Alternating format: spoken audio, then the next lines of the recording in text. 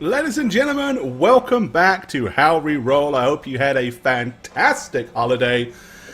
We're back with a brand new campaign tonight, starting called Beneath the Veil. As we promised, we did some show interviews. We've interviewed a bunch of people to see who would like to join the cast. And we couldn't decide on one of these two people, so we said, screw it. We're going all out, and we're going to do 5. Yes. So, yes, as always, I am your Dungeon Master, Gorbad. Joining us, as always, are our intrepid 3 regulars, but we have 2 new show regulars. So we're going to go work our way from this side to that side and introduce everybody. So first of all, we have with us the Snuggler. I gotta go first. What's up, guys? Snuggler here. So excited and happy to be here on How We Roll, joining the How We Roll family. Super stoked to get going. Do we say who we're playing yet, or do we let that be unveiled? No, you can go ahead and say who you're playing. All right. I am playing the Paladin Danian Normington V, who will be helping out the common folk. That's his full name. What do you want? That's his full name. I didn't know his name was Normington V. I didn't He know comes it was like the from a first. long line of Normingtons, okay? So he is the 5th, and that's who I'll be playing for you guys in this campaign. Awesome. All right, joining us as always, we have Jay Nirvana. Hi, I guess you know who I am, but this campaign I'm going to be playing for you Amelia Page, a human rogue. So that's all I'm going to say about that right now. All right. Also with us, as always, sort of stuck right there in the center of attention, is Shagget.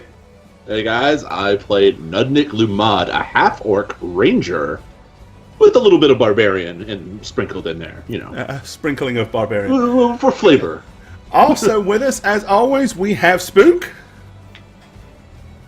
Hey guys, it's been so long since I've seen you. I am the Dragon Spooker, and this time I'm playing a gnome sorcering engineer, it's a mouthful, named Rush Brinkery. And he also has a little familiar that's a little ermine clockwork named Jerusha. Yes, there you go. And last but by no means least, just to really upset Milk some more, we have Satchmo. Just upset Milk. Hi, it's me, Satchmo. I love you. I'm going to be playing Physic, the druid gnome guy. He's a druid, but he's a scientist. He's confused. Why can he talk to plants? Why? Why does he talk to anybody? I don't know. So, to just go over a couple of things. Yes, obviously, to accommodate 5 people, we had to do some serious overhauling. So, I'm up this top corner out the way now, so that all of the attractiveness down the bottom can hog the limelight and do its thing. So there we go. Players, you know, boy, girl, boy, girl, boy. So we could kind of break up the testosterone a little bit. That's fair. That's fair. So there we go. But yes, so we have a brand new intro for you. We have a brand new outro. We even have something else that's kind of new, which we probably won't get to show you till Monday because it wasn't quite finished, but we're excited about that. And we've got some other things. So this time around, we had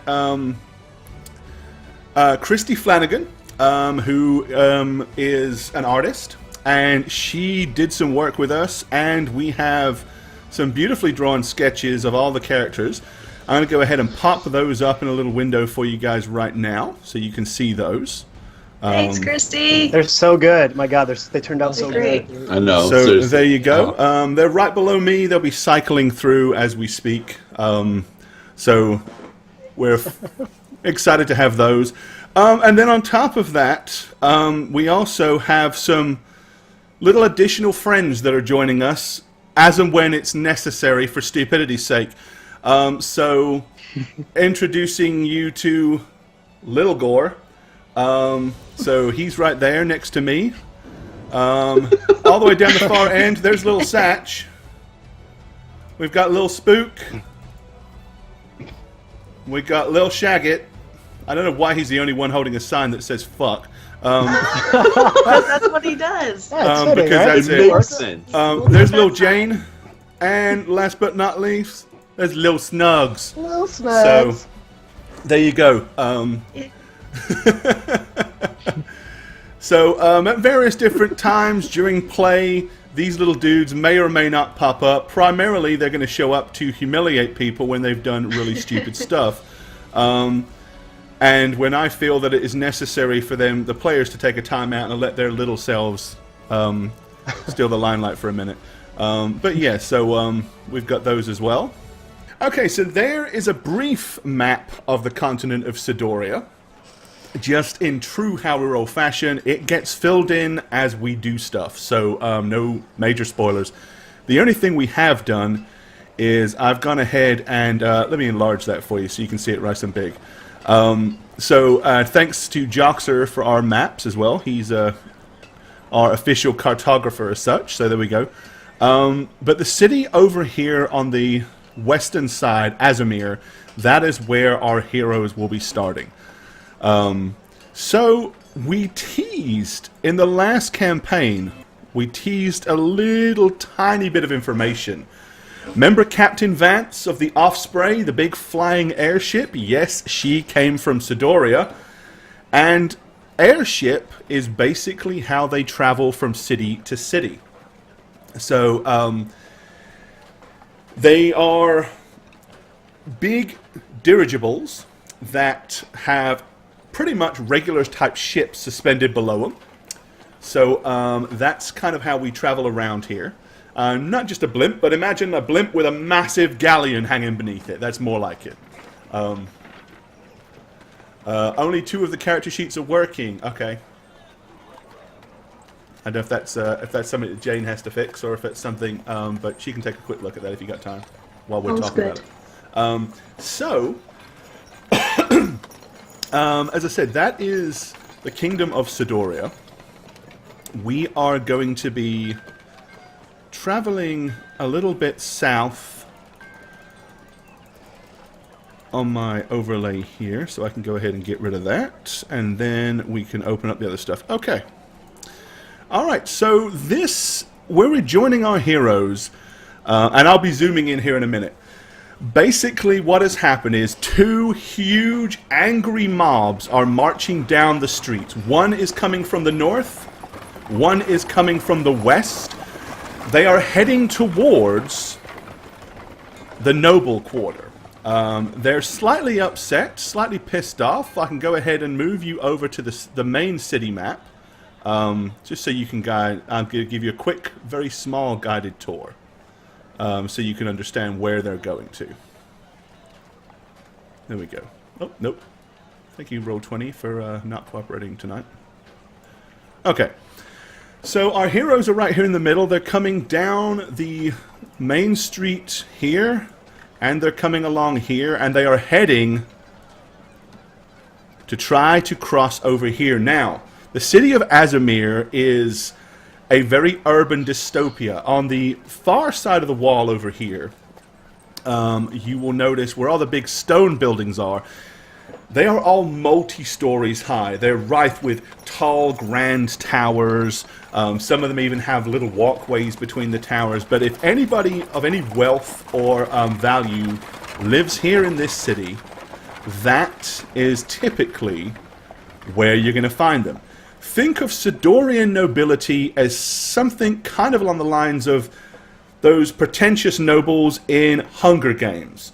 They do wear flowery stuff. Everybody wears makeup. They wear big hair. They are absolute ponces and useless members of society. What they do have is wealth and power. So that is a thing. Now, the downtrodden, those of the people that have no wealth whatsoever, they live in this area down here known as the squalls. This is the dregs of humanity, the slums, as it were.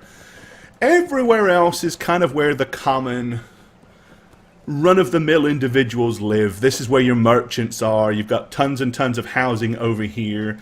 You're going to notice some strange economical stuff, and I'm not going to explain all of it, because some of it you'll figure out as we go along. But So this is the city of Azamir here in Sidoria, and our heroes are about to try to intervene with these two massive groups that are marching down the streets towards them. Okay, let me try to position this so you can see. Yeah, that's pretty good. All right, so everybody that we have with us currently. That map died again. Or that audio died. Why you do this to me, Roll20? First stream. Always. Always. Yeah, it's how It always never goes. It's how we roll, man. It's how we roll. Yeah.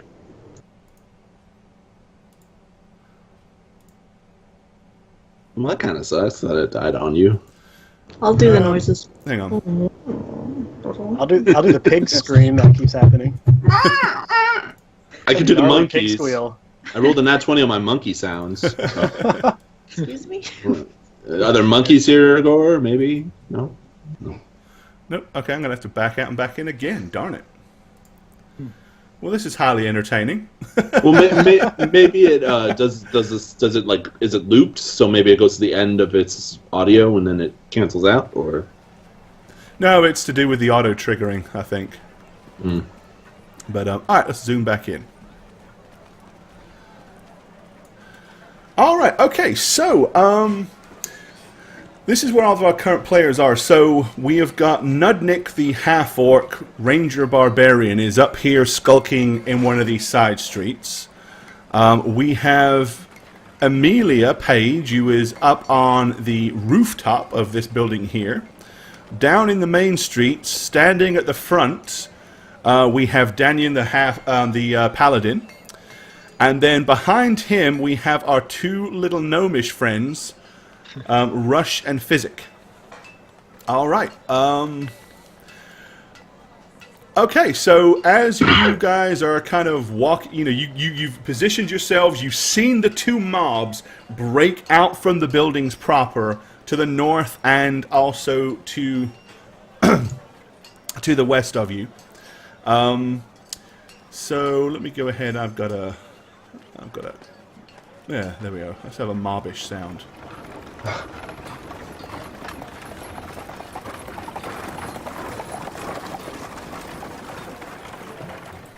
All right, okay.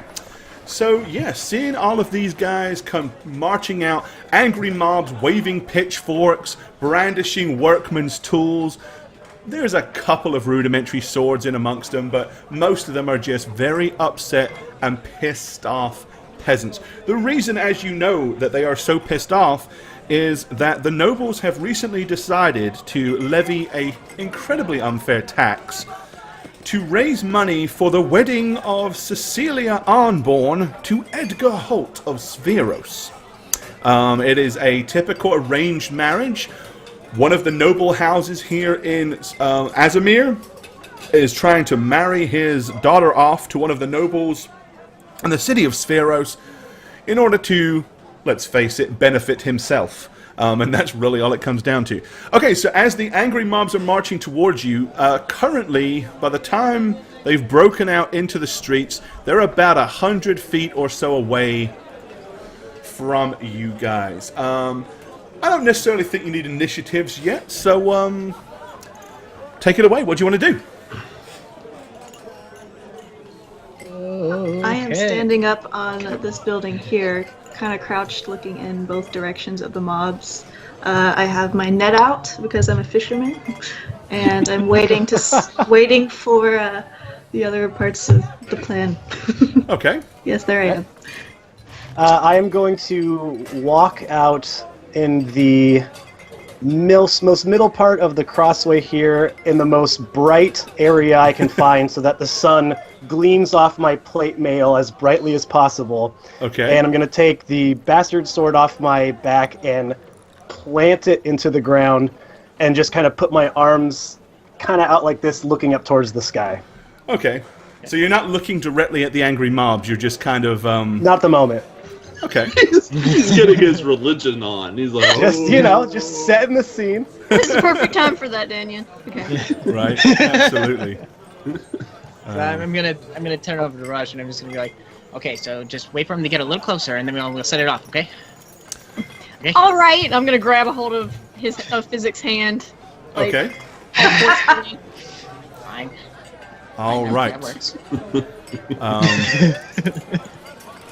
The angry mobs continue to move ever closer down the main street towards you. You're gonna see Nundik. He's gonna turn and look up at Amelia, and just give a, and then give like a toothy grin. All right. You can hear things as they're coming closer. You can start to, discern some of the actual words in amongst the violent row that you can pretty much hear, all the yelling and screaming. You can hear things like, "Burn the ponces to the ground!" And other people screaming stuff along the lines of, "We'll show them the meaning of taxes! And I'm going to shove this pitchfork as far up one of their assholes as I possibly can!" And it's very obvious that they So are aggressive. somewhat upset. Man, Slightly. I'm tempted to let him walk past. Okay. I'm gonna start counting as they approach, just like a 1, 2, 3, and then we have been preparing a spell here. It's the ghost sounds bit here. Yep, Rush just Okay. put it Oh, out hang there. on. So Let me uncover the dice pane so people can actually see what's going on down there as well. There you go. So we've been preparing a ghost sound to be booming voices of about, 40 people, since it's both of us, and just shouting, "Return to your homes and live to see the change you desire. Pursue this course, and your deaths are imminent and and futile. futile. And Where in is this exchange, coming from? Together another way, else you'll only give them what they give want. them what they want. Gotcha. Yep. Where is that coming from? That's going to be basically just ringing from directly in front of us here, like this area there and there. Okay, so you're kind of like echoing it out right there in the center of the street as they're all Blasting it approaching, at 'em, yeah. hoping that your booming sound can overcome the noise of the rabble. And the gleam and It's intimidation organized, of Yeah, And we me then, have of a standing course, there poster, there's too. the like, all one glowing lone and- paladin blocking Yes. the streets. Yes, Okay. looking as mighty as possible. A big old blast of sound, because it's All right. unison. I'm going to go ahead and say, seeing as clearly the person at the center of this mess, as far as the rabble is concerned, appears to be Danyan. Danyan's going to go ahead and we're going to use him for either diplomatic or an intimidation check. And I'm going to give him a +4 on that roll for the benefit of you guys because of your recent blasting spell. Oh, I can't. Do you use want him. me to speak of what I would say, or you want me just to make the Oh check no, first I and absolutely then- want to hear it because Okay. if you can particularly impress me, I might boost that +4 to more. Oh, okay. All right. Here comes his charm. Bring it on. So as I stand there again, I cannot stress enough about how just perfectly the sun is gleaming off my armor here as it catches everyone's eyes, and the boom of the voice stopping almost people kind of by surprise. I look down and look both directions, and I say from the depths of my chest, "People, I know that you know me, and I know many of you. If you wish to leave here with your lives, I recommend turning around and fighting another day, because this day invites only death for you and your comrades." Ah, yeah, I like that. Well, we'll turn it into a +6 then. You can have an additional +2 for Yes. your steal. All right. Woo, yes. All right, so this is where it's how we roll. So despite having all these pluses, you're going to fail miserably. 'Cause that's how it is. Never. All right. Now, would you say you are trying to sway them emotionally, or are you more trying to intimidate them? I mean, there's a lot of yelling coming from the gnomes behind you, and you're kind of fairly... But Yeah, that speech was kind of like... I could go either way with that.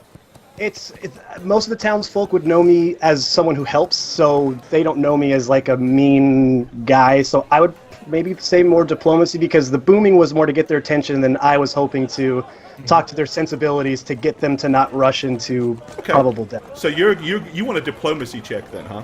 Yeah. Let's have it. Okay. First roll. 18. Okay. All right. Upon hearing this, you've noticed that the rabble has kind of slowed down to more of a slow walk as opposed to a determined, angry march. And they have kind of all come to a stop, no more than about 20 feet, and they all start looking at each other. You notice that from the group to the west, some of the individuals are kind of getting pushed aside, and moving his way to the front is a known merchant. On his leash, he has a huge big dog, a big black Rottweiler type dog with a big studded collar that's growling and snarling inanely at you, and he's got his hand wrapped twice around the leash, and he's using his upper body to kind of noticeably restrain the thing. Like, you can tell he's using this dog as a form of intimidation, or at least to kind of bolster his own position. He looks at you and he says, "Well, I didn't take you for a noble, loving sop. I thought you were a man of the people, and you're standing here gonna get in our way? Bloody hell. You hear that, lads? Stands here, tries to be all high and mighty, but look at him. He's working for the nobles. It's clear he's got no interest in us." Daniel? Yeah. We might want to point out the fact that there are lines of guns around the corner. Maybe they seem to slow down and be reasonable enough. Yeah, I'm getting to that. Let me talk to... fine, sir. Let me reassure you that I have nothing but your well-being in mind. If I was on the noble side, I would let you run into their teeth of guns and swords. Let me assure you of that. But please, you have to believe me. I am looking out for you and your families and everyone else here in the town to make sure that we all get out of this alive. Okay. You sort of see, when you mention guns and stuff like that, you see a few of them kind of like stop, and you begin to see some of the angry faces seem to shift a little bit more to the look of worry, as opposed to sheer and utter kind of disdain for what's going on. Seeing that, the guy with the dog, he looks to the left and he looks to the right, and he yells across the street, pointing right across here. Let me go ahead and show you. Oh, no, he doesn't. He just apparently disappeared and moved. That was pretty impressive. There we go. He's a sorcerer. Right, yeah, he's kind of pointing catty-corner across the street. He says, You there, Maggie Braithwaite! Do you remember when them nobles used that bloody carriage and run over your wee boy? His leg's never been the same since. They don't care for us levying taxes. Don't stand there and listen to his intimidation. Trust me, if Slate knew about what was going on, he'd have been around here long ago. We'd have seen the watch all over the town. No, let's hurry up and move on before... Wait a minute. I see what you're doing. This is a delay tactic, isn't it? You're just trying to dilly-dally us, trying to stall us in the streets so that the foppish nobles can get to safety. Danny, I need you to cut that thought right now. And with that, I'm going to step back and start casting a spell. Okay, what are you casting? It requires me to do a little bit of a somatic thing. So I'm going to cast a plant growth spell on the plants we've placed around town here. Okay, To create do you have walls. the spell so you can pop it up there in chat? Yep. Just got to get to my character sheet here. And scroll down because Macros are wonderful things. Yeah, they are. They really are. They tell Thank me you, everything. Shagget, for your hours and hours and days and days and days of effort macroing the shit out of everything. Yes. Yes. I had a lot of people, like Junk Farmer, who was kind enough to hang out with me, and we talked about silly things and weather. There you go. all that They shit. maintained your sanity for you, huh? And yeah, Bloodbender and Junk Farmer to maintain my sanity. Yeah, absolutely. Yeah, because I sure as hell wasn't going to sit there and do that. That stuff was tedious. Alrighty. Okay, so you are casting Diminish Plants. Well, diminish plants is it's You're the going to same use the spell, opposite just of it, the right? opposite. Yeah. effect, So you're basically using the overgrowth effect. Yep. Okay, and the it's effect. going to So basically, the effect causes normal vegetation, plants, trees, vines, all that stuff, within 300 or 600 feet to become thick and overgrown. The plants entwine to form a thicket of jungle that creatures must hack or force their way through. Speed drops to 5 feet or 10 foot if you're trying to move 4. If you're trying to move 4 and you're large. So basically, you are overgrowing you're saying the plants that you positioned, right? strategically placed. Yes. Okay. All right. So,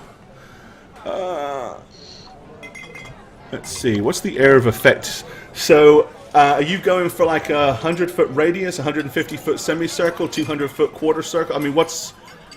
Well, if I did the 100-foot radius, it would get both of them, right? So. Yeah. Yeah. Okay, so you're basically going to turn all of this here. So here's what I'm going to do to make life a little easier. You're primarily trying to block the side streets, right? Yep. Yep. All right, so this is the easiest way for me to do that. All right, okay, so Nudlug, suddenly, you can see... it was intended to block off this area. Oh, here. you're going that way? Okay. Yeah. So, like, I'll just doodle it in. Sorry. Something like that. More like... Nudlug. Nudlug. Nudlug. I'm going to be called Nudlug. minipigs this campaign, and Doug. I'm okay with all of them. And that one's just going to go right down there, yep. All right, okay, so you're pretty much using that to block off, and it can travel, like you say, about 100 feet, so let me make sure I've got this, extend that for you a bit further. I like this spell. It's a good spell. There we go, and... Yes, I agree. All right, so those alleyways now are completely overgrown. Now, you also hear a lot of strange noises from inside several of the buildings around you. As you hear, It also says I can pick and choose places within the spell description, so I would pick to not blow up okay, so houses. you are deliberately okay. All right then. That's I forgot who was DMing for a second. that's different then. Yeah, you may designate places within the area that are not affected. Okay, so basically you're designating everywhere except those 2 streets. Yep. Yeah, okay, that works. And there was me going to have all house plants popping open and overflowing and making a huge mess. All right, okay, so you've done that. That, I'm going to say, potentially may or may not require an initiative roll. It depends where things kind of go from here. So yeah, everybody go ahead and give me some initiatives. Wait, Oh, we got to fix those macros. There's my one. That was just a straight 20. 8.07, perfect. So let's see. Spook's on a 12. Jane is an 8. Shagget is on a 15. Danyan is also on an 8. And Physic is on a 13.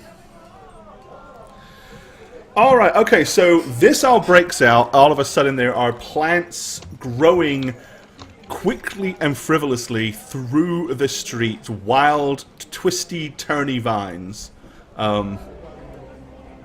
Okay.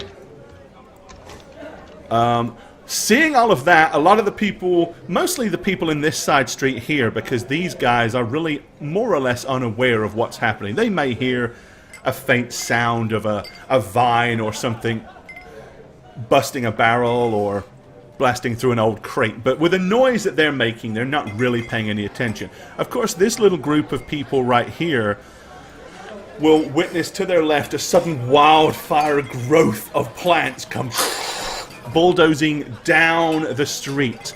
As soon as that happens, a lot of them immediately kind of like start to, oh my god, look at that, and start to shy away from it to try to get as far distance between them and the crawling vines as they possibly can. All right. With all this going on, so up here we have Nudnik. Do you wish to do anything, Nud? I am looking down that alley to see if any of those guys who were in the mob at the back are thinking of going a different direction. Seeing all the caterwauling at the front of the mob, yes, it looks like a couple of them have decided maybe this isn't such a great idea. Let's just disperse and make our way around the back streets. So, seeing them approach, I'm going to pop out, and I'm going to say with both my weapons, I'm going to eat you. Okay. If you come down here. Give me an intimidation check. I'm gonna eat you.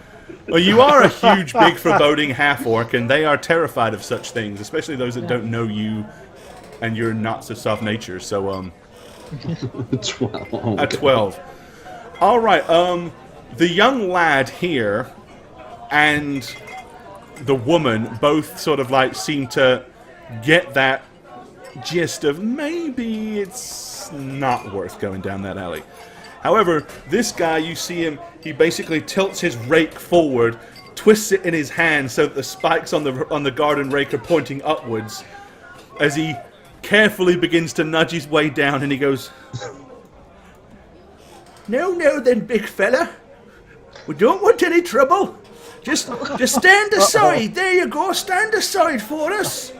There's only Killed an old man. death this way. At least with me, I'll get something out of it. They're just gonna shoot you and then burn your body up and throw you in that wheat field so you can grow potatoes. I want meat. No wheat? Your meat. You notice he's squinting an awful lot, and he gets to about here as he's kind of looking. Once he's a lot closer, he looks like he's probably a mid to late 50s, early 60s. He's not in particularly good health. He kind of gets a little closer, and you see him like, oh, bloody hell! Never mind, big fella. Yes, have a nice rake. And he tosses the rake towards you, and then he turns around and scuttles down the side street as quickly as he possibly can. So as he's going, I'm saying, just go home. Eat a fowl or some mushrooms. While that's going on, Satch, what are you up to? What is Physic doing? Well, technically, I guess Physic was growing plants everywhere, right? So I was growing plants everywhere. You can consider it that. But Yeah. if I'm done growing plants everywhere, I'm basically just looking up to see what's going on with Emmy. Because if she's got something to tell me, then I'm gonna all right, take that. But okay. So you're just kind of like waiting to see if Amelia yells anything down at you, as a warning. All right, what about Rush? What is he doing? So, can you ping on the map which was the guy that was giving all the lip to the paladin? Yes, Guy in absolutely. the green. The guy in the green behind the dog there? Yeah, this guy right here. Alright. And let's get a close-up look at there you are.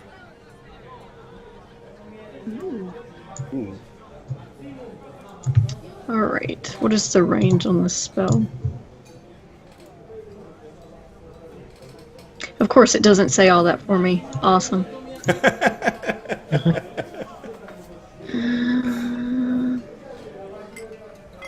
Okay, so I have to be able to see him. Alright. Yeah, you can see him. He's definitely So- on the other side. I'm gonna take a kind of a step forward and step over Jerusha here. Okay. So I can get a clear view of the guy in green. Okay. And a couple of the people around him here. The ones that are probably being bolstered the most by his attitude. Yep. And I'm gonna cast Hideous Laughter on him.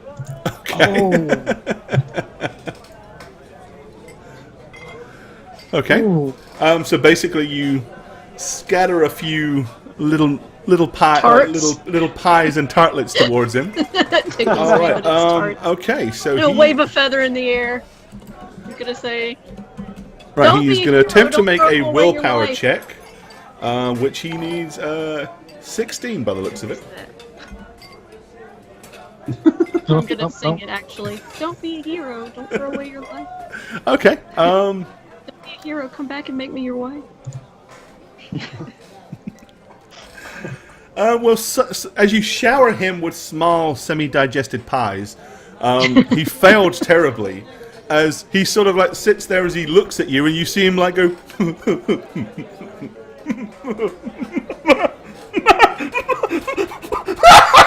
and he suddenly just cracks up. As soon as he does that, let's see, you've got target is one creature with intelligence score 2 or lower. Let's see. Trying to see if you with. Yeah. Okay. So basically, yeah, he literally just falls to the floor, busting a gut, screaming and laughing, crying. The dog is kind of like licking on his face because it doesn't know what the hell he's doing. And everybody else is kind of like looking at him a little bit sideways and all spreading away from this guy. As I said, the dog is just kind of turned around, and to make it worse, the dog is in his face. And he's like, and just continuing to kind of like caterwaul like a absolute loony psycho that just heard the funniest joke ever. Okay, so up on your vantage point, Amelia. Yeah, I see Physic looking up at me, so I just say, just an older one going for Nudnik. He's all good. And I'm gonna glance up, and I'm just gonna be watching both sides of the crowd, seeing if anyone's, darting into the alley here or trying anything weird. Okay. Seeing all this go on, so Danian, Yes. how do you wish to proceed? You've got the seemingly ringleader is on the floor screaming and laughing. There is a little bit of a panic kind of to the north of you. Okay. And the people coming from the west seem to generally have stopped and seem to be looking with a certain amount of bewilderment, like, what are we doing? What's going on? Yeah. Seeing as nobody's still angry, or at least trying to breach, I'm just going to keep attempting to calm the situation down.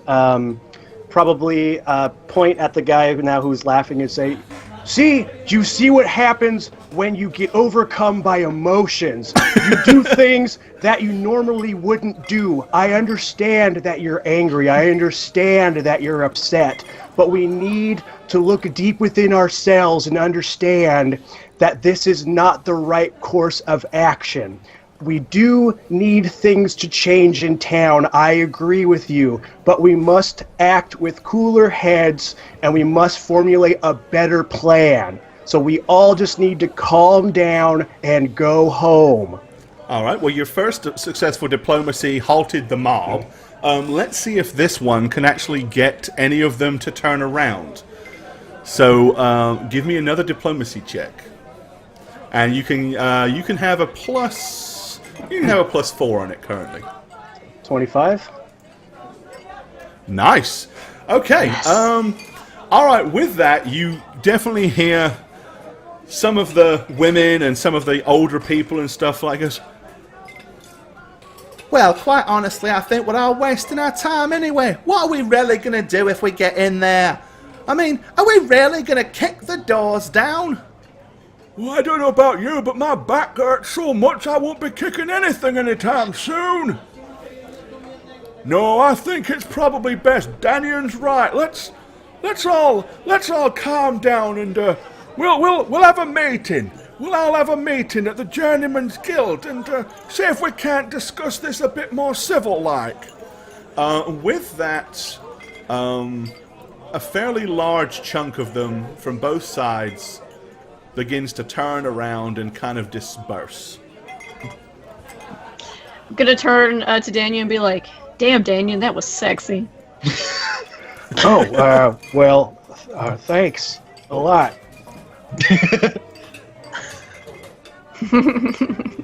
All right, Daniel, okay. whatever you just did, you got to keep it going because it's working. Okay, yeah, so a large amount of the mob have started to disperse and have moved back towards their respective homes and stuff like that. Now, that being said, some of the ones at the back seem to be kind of like a little bit more rough and rugged. You notice a few with weapons have started to push their way closer to the front. and you can see a lot of whispering begin to go on amongst some of them. As I say, looking to the north and south, you can see clearly some of the ones that are a little bit more... you can disappear, I didn't mean to have you twice. We'll get you instead. There we go. Are sort of starting to jab the others in the ribs, and you can start seeing what appears to be some sleight of hand going on. Let's see. Amelia, you are in the best vantage point to see any of this. So you can have a spot check. Okay.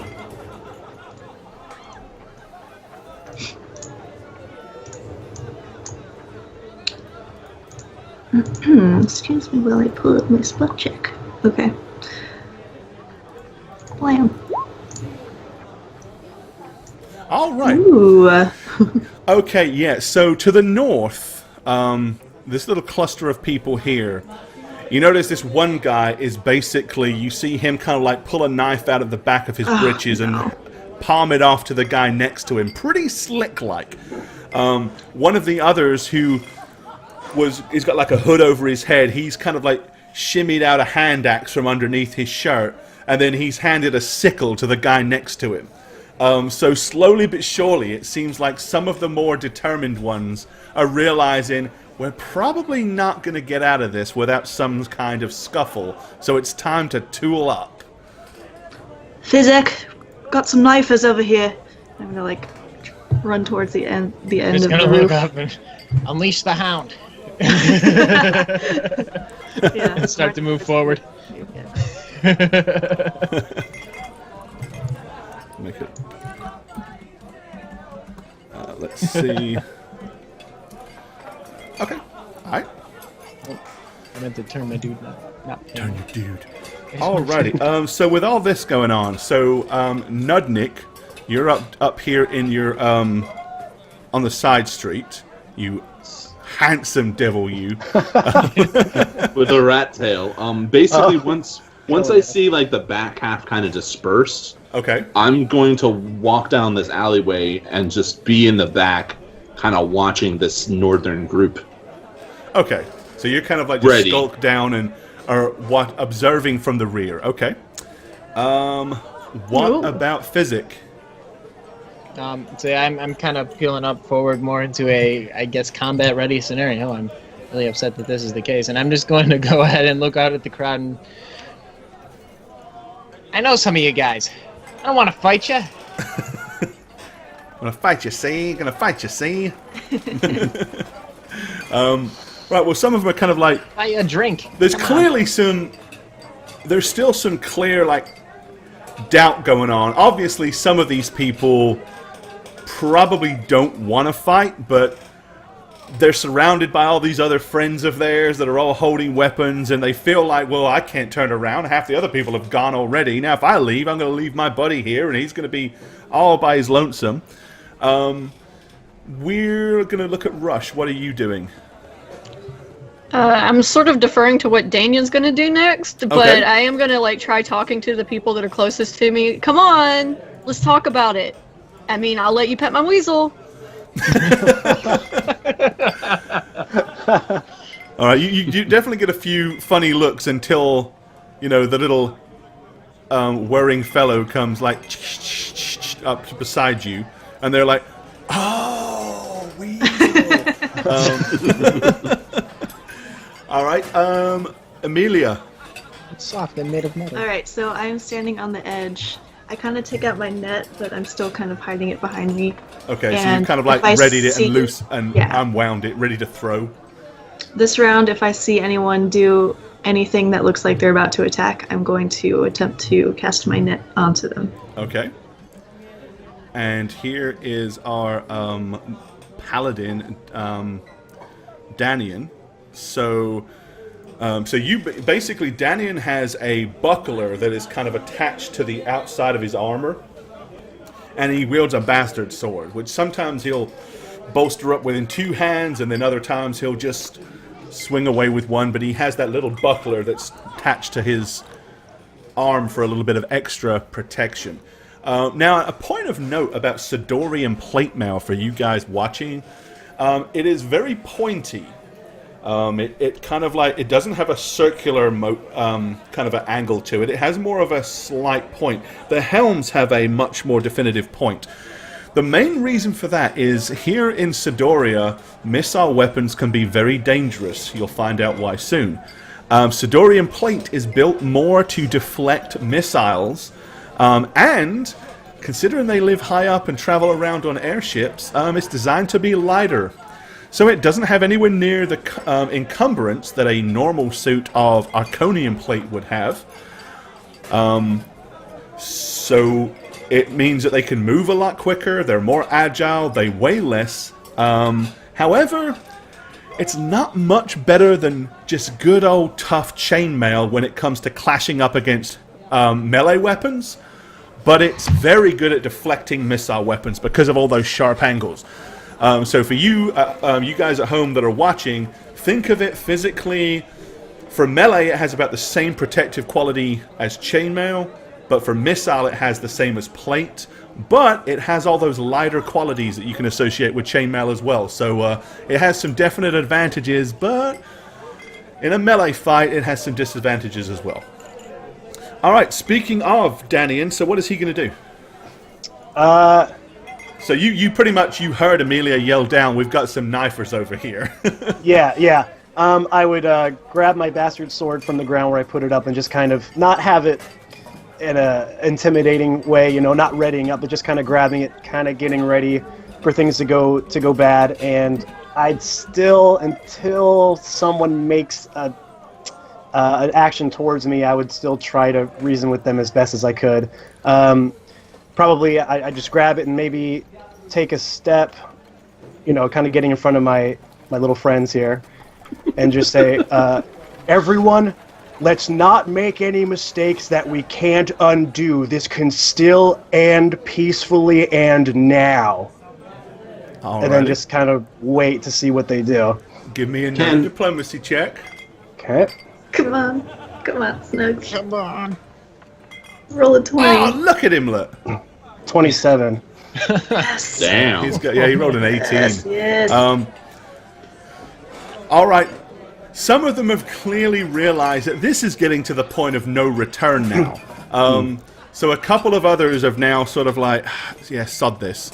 And are starting to kind of like duck and disappear down some of the side alleys with the intent of sneaking away without the mob really noticing that they're trying to escape. That poor guy's not going to get far. There's a bunch of plants on the other side of that alley. Yeah, he don't know that though, does he? Just jungle. It's just jungle. We walk through it all the time. Can I do, while Danyan's speaking, seeing from the rear of the crowd, can I do a survival check to see if there's anyone who is doing the prodding that is the most threatening, who will probably be the more dangerous in the crowd from the weasels who are kind of being peer pressured? Hey, don't give us a bad name over here. It's okay, Drew. Yeah, he doesn't mean it. Like, would it be knowledge local or knowledge, which is a survival? Sense motive. So tell me again what you're trying to do. I'm trying to pick out the big bad in this group who is doing the most prodding, the most. This guy is the troublemaker. I think that's going to be honestly, I think that's going to be probably that's going to come under sense motive, because you're trying to ascertain who has got the meaning, who's got the most meaningful intent. Oh god, my sense motive is really bad. First bad roll of the day. What'd you get? What did he get? Indeed. What do you think I got? Get? Indeed. 20. Dang, nice. Natural 20! Nice. I want to be able to see these rolls. Sucks. I like it. I do that for you. Mwah. Good job. All right. Good job. Good so job. Shaggy with good the job. first natural 20 of the night. There's the You winners. did it. Those of Maybe you. that means. Look at Satch. Good Look, he knew damn well what was coming. In like a I salute bandit. All right. Okay. So from this side, yes, it's definitely this dude here with the hand axe. Other than the fact that he is one of the ones that is handing out weaponry, You're pretty sure you might have seen him before, hanging around down the squalls. Give me a... Uh-oh. Let's see. Give me... yeah, give me a knowledge local, if you have it. I don't have any ranks in it. Okay, then just give me a straight roll. Okay.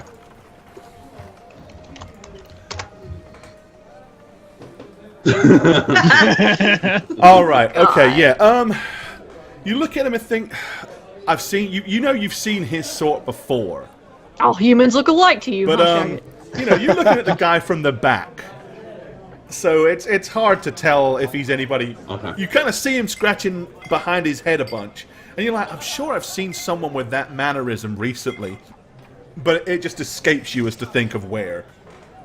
Okay, and the people immediately surrounding him, are they like dressed similarly, or are they more just straight up locals? Well, you've kind of got a mixture of people here. You've got a lot of people that obviously live in the squalls because their clothes are filthy, they're poorly fitting, some of them are torn, they're dirty.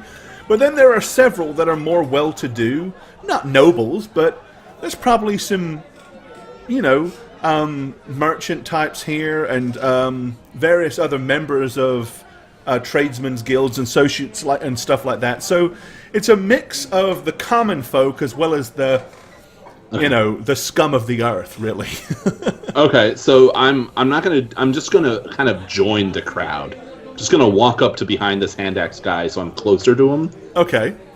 You know, I have my my weapons not like raised to attack, but just kind of like there, Just kind of like by your side. I'm just and- in the crowd. You Yeah. know, like I'm a part of this mob too, and you're gonna see me over this mob, Daniel. I'm just gonna give it like. Okay. Like So, a nod. so you've kind of I'm moved here. into the middle of the group like the enforcer, should anything go wrong. I'm just there. Yeah, maybe I'm a part of the mob now. All right. you know? Yeah, this is where already the party turns on itself. The entire time Nudnik's thinking, they kind of make sense. I think I'm with these guys. Screw that asshole. Screw that Danyan. These are my Talks kind too of much. people. These are my people. I approve. All right, Nudnik. So yeah, so you've moved in. Physic. I'm just gonna have to hold. I need to see what's going on before I can Okay. choose anything that's going So you're down. just Other kind than of that, standing there apprehensively with bated breath, waiting for bad things to possibly happen. I'm thinking I'm probably gonna yell something to the crowd like, "Does anybody else want a drink really bad right now? we could go to the bar instead. Maybe let out our Let our inhibitions on the booze. All right, Rush.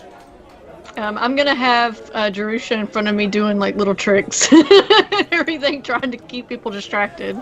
Okay, so he's like one of those little clockwork bunnies that goes, and then he does a little flip and lands on his feet. No, he's Meanwhile, Jerusha Jerusha's is probably magically enhanced. He actually has like a magical personality. So Yeah, Jerusha, she's probably like, hey, cool shit. this is degrading, but whatever. right.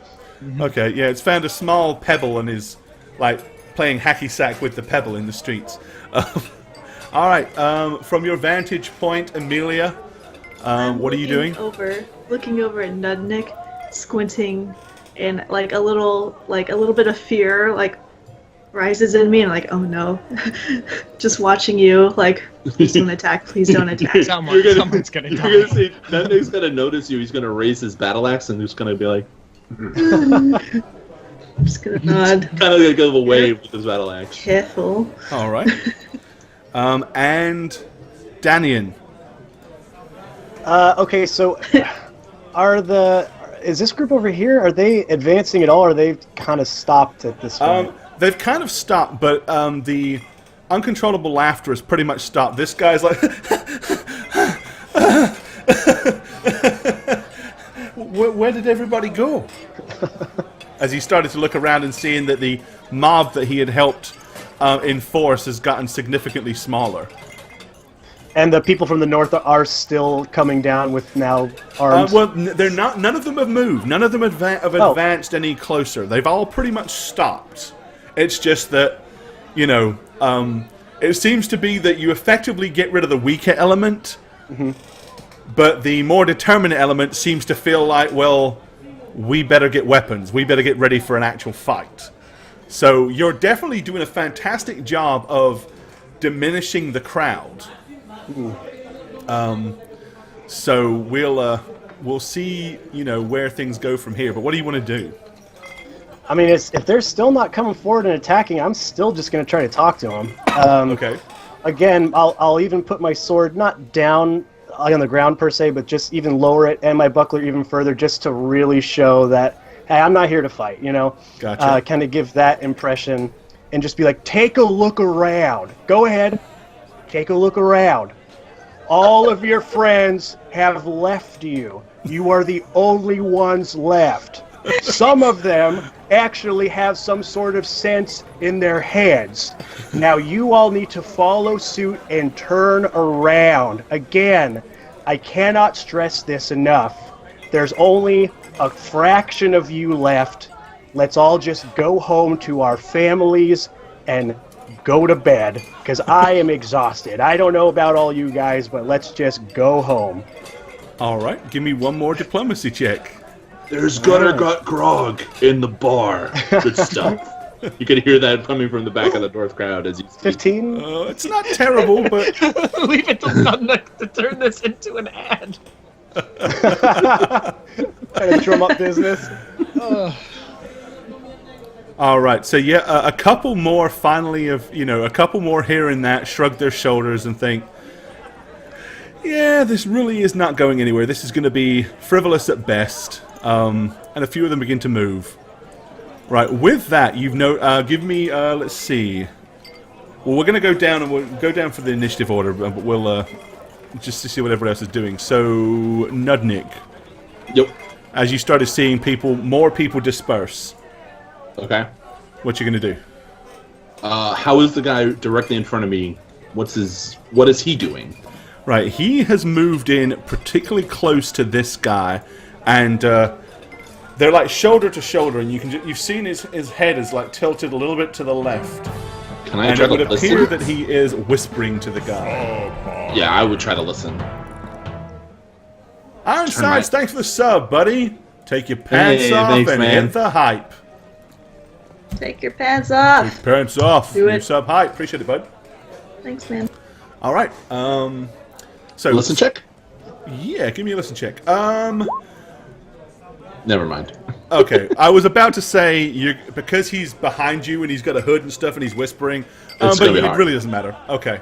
The only thing you see is the other guy next to him. You see him nod, and then you see him pull what appears to be like a blacksmith's hammer and a piece of iron out from his apron and Okay. poised ready. So seeing that, I would totally act. Okay. I would do a non-lethal attack with my battle axe to try to knock the guy right in front Non-lethal of me with a out. battle axe. It sounds so funny. Turn sideways and bop. Yeah, like the handle bit, just like hit him over the back of the head. Yeah, sure, that works. Yeah, that makes sense. All right, go ahead. People never die from blunt force trauma. So you're talking about the guy that's doing the whispering, right? Yes. Go for it. Oh, absolutely. Knock out the guy who was whoops, miss. Oh, the other guy. I like the guy with the rake. Let's hit the guy with the rake. He looks the easiest to kill. Shaggy, attack him first. This is non-lethal. Okay. Just a single if it hits. That 19? Do you see it, Gore? Or is Yeah. it? Okay. All right. Yeah, that does hit. All right, non-lethally. So you just crack and hit the guy kind of across the back of the head. You see him kind of like stumble forward, and his axe kind of like swings down to his side, almost limp for a half a second as he kind of like catches himself.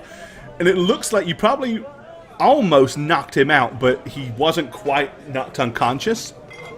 Upon seeing that, of course, and hearing that, several of the people spin around to look to see what just happened, including this guy. These dudes now realizing that... think. So the guys behind you, you hear... Bloody hell! That thing's monstrous! I've never seen the like! God, it's ugly, innit? Oh, bugger this! And they start scarpering down this side alley here.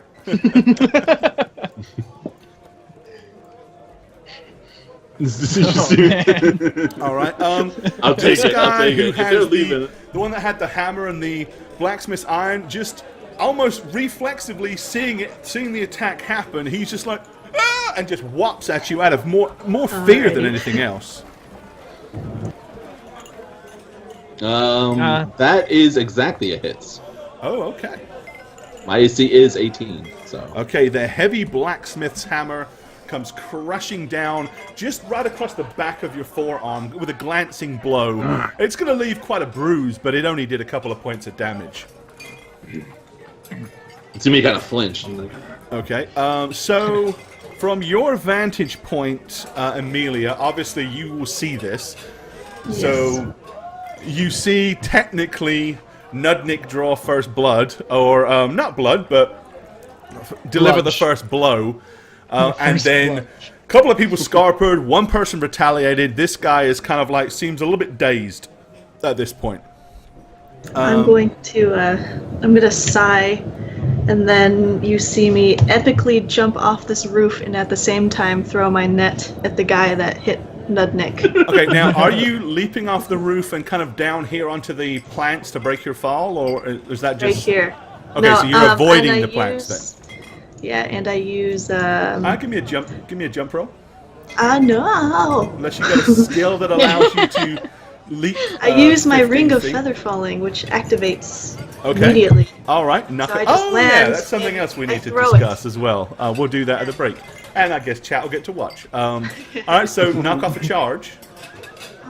Okay, and then I Right. yeah, so I throw the net as I use that And you're throwing the net at what and who?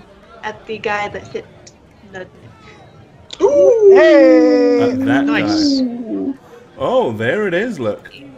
Natural 20!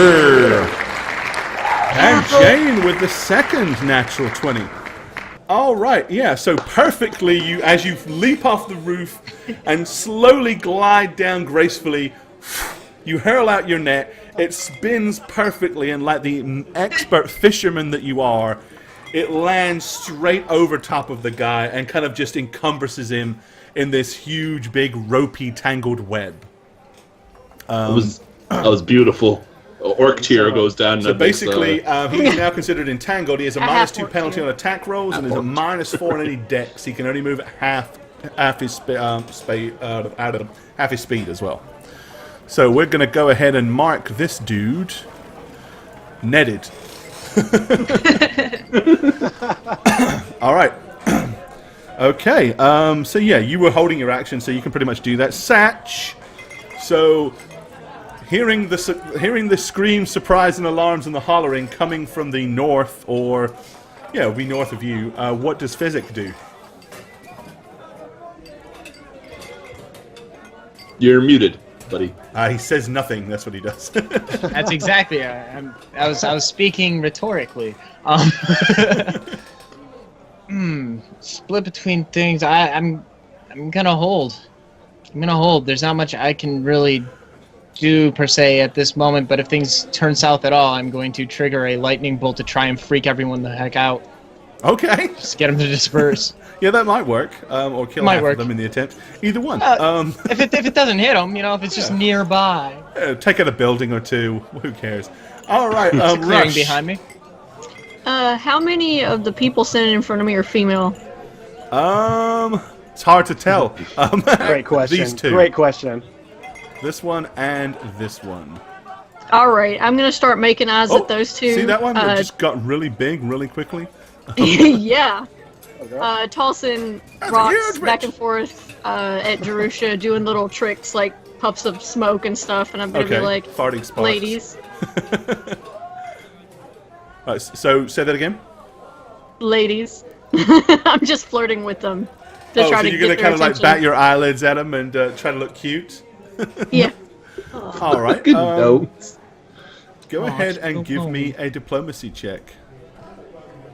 Oh, really? For that? Okay. Yeah. Hey, if you're using your gnomely Charles, I mean, I'm sure the way you're saying it is seductive, right? Oh hell yeah! Can Rush do anything other than be Oh, seductive? that's fucking awesome. Oh wow, there you go. Natural 20! What did you roll? What did you roll? 20. Oh Wow. my god. Look at that. So that's basically that's the old guard all with a 20. New folk, you got to catch up now, right? Okay, so you kind of wink at them and like, ladies, and like gesture. The one at the front, she's like, and then she kind Somebody, of like please, looks around, please just clip that. and then she just moves over, and she goes, "So you did say I could pet your weasel?" And she reaches over and Stop, starts ladies. That's what you do. gently tapping the little mechanical weasel. The one behind her shuffles up, like she picks up her big overflowing weather-worn dress so that she can kind of like move quicker, and all frumpy like she comes bulldozing over and she's like, "I want to go too, let me have a pet of it." And she reaches in and starts tapping it a little bit too hard. Relax, ladies. There's enough of Rush for Hey. everybody. Everybody likes to pet the weasel. That's pretty obvious. Okay, yeah. So these two seem to be far more interested in your mechanical little friend. And periodically, as they're like petting the weasel, they keep looking up at you and eyeing you up and down. And one of them looks at you, and the big kind of frumpy one, she says, "So, is it true what they say about gnomes? You know, on the size of their nose in comparison to other parts of their bodies?" Oh, it's all true, baby. Are we really Okay. gonna do this right now? But you can verify. Right. We have Amelia. So you're down. Oh, actually, you already went because you acted on your whole action. All right. So Danyan, you have your flirtatious little friend seems to have at least wooed over 100% of the female population on the mob to the west. And your orcish friend and Amelia seems to have engaged those of the northern end a little bit more physically. What would you like to do? I am going to step probably out about there, so I move forward and I see the physicality going on that north side, and I don't want to focus on that. So again, I take center stage and I would say, do you see everybody, and point back at them flirting with each other back here. I see that is real strength, togetherness, unity. That is what we must focus on if we are to overcome the obstacles in our path. We must follow the road that they are taking here, and we must follow suit. What do you say? Let's all come together and get over the obstacles as one, everybody. Okay, Mr. Diplomat, give us another roll. Life is over here. For the Yeah, most that- part, Don't look over there. Seeing that happening, I'm gonna 18. head over. I'm gonna sneak kind of over here and see if I can help Okay. combat this. All How right. that goes. 18 for the roll there. all right. Well, these had already left, so I'm moving them out of here. This guy's come back up and run this way because he can't get anywhere. It worked. What do we have left? Okay. These guys are all pretty much kind of like changing their attitude and how they're behaving and what they're doing. So yet again, a few more have skulked off. The mob really is less of a mob anymore than a small collective of slightly pissed off individuals. Apparently some of which seem to want to disappear through the roof of... Get down, you'll fall. Alright, okay, yeah, so there's no one near, it's no longer an angry mob, it's much more manageable. Alright, these guys are fleeing down here. Alright, so yeah, so Physic, as you start to move, you're basically moving forward. As you're moving forward, these two are like making a dash kind of like down to where you are. Now, neither one of them has any weapons out, but they're both fairly largish lads. Clearly, they probably make a living using their hands more than their brains. Okay. So they're not attacking you. It looks like they're actually just trying to like barge past you. You can attack. I mean, you can do whatever you want to do, but if you wanted an attack of opportunity, you could definitely make it on one of them because they're both. Yeah, I'm gonna make a trip attempt on at least one of them. If not, I'm gonna have to entangle them both. All right. So, which one do you want to try and trip? One to your left or right? The one in front, because then the one behind will see it and be like, "Oh no, help my buddy up," and that'll slow him down long enough to look up and see the gunman at the tower to the. If they get there, yeah. Yeah. Okay, so you're aiming at this dude then. Yep. Okay. Would that be an improvised attack roll? Yeah, you're gonna try to trip him. Okay. You're tiny, so mine's. I think you get minuses because you're little. It's like. I mean, it's like a 5-year-old trying to trip his dad. Oh no, it gave me a bonus with my size modifier to my melee attack bonus. Grapple is. Oh, it's +0. I'm just gonna roll straight d20. That's what it is.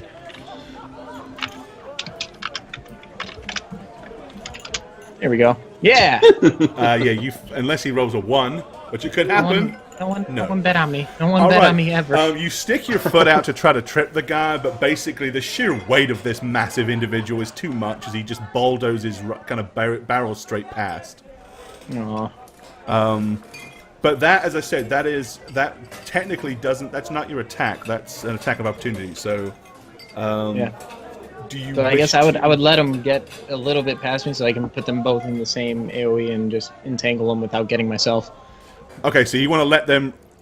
You're going to let them run by, and then once they get down here, blast them. Then I'm going to slap them with an entanglement. Hey, that makes sense. Good tactic. Okay. Which I need to get to. I forget which level that one is. Oh, here it is. Oh, that was so convenient. All right. They get to make an attempted reflex save, which is only a partial if they do succeed. Oh, okay. So one of them succeeds very well. The other one fails miserably. So it should be freaky enough, though. So this guy, this guy that you tried to trip, he isn't entangled, but his movement rate is shut down by half. This guy, of course, he is entangled. Now, you've got a 40-foot radius of plants to play with, so if you're dumping it on them, it's gonna kind of spill over, right?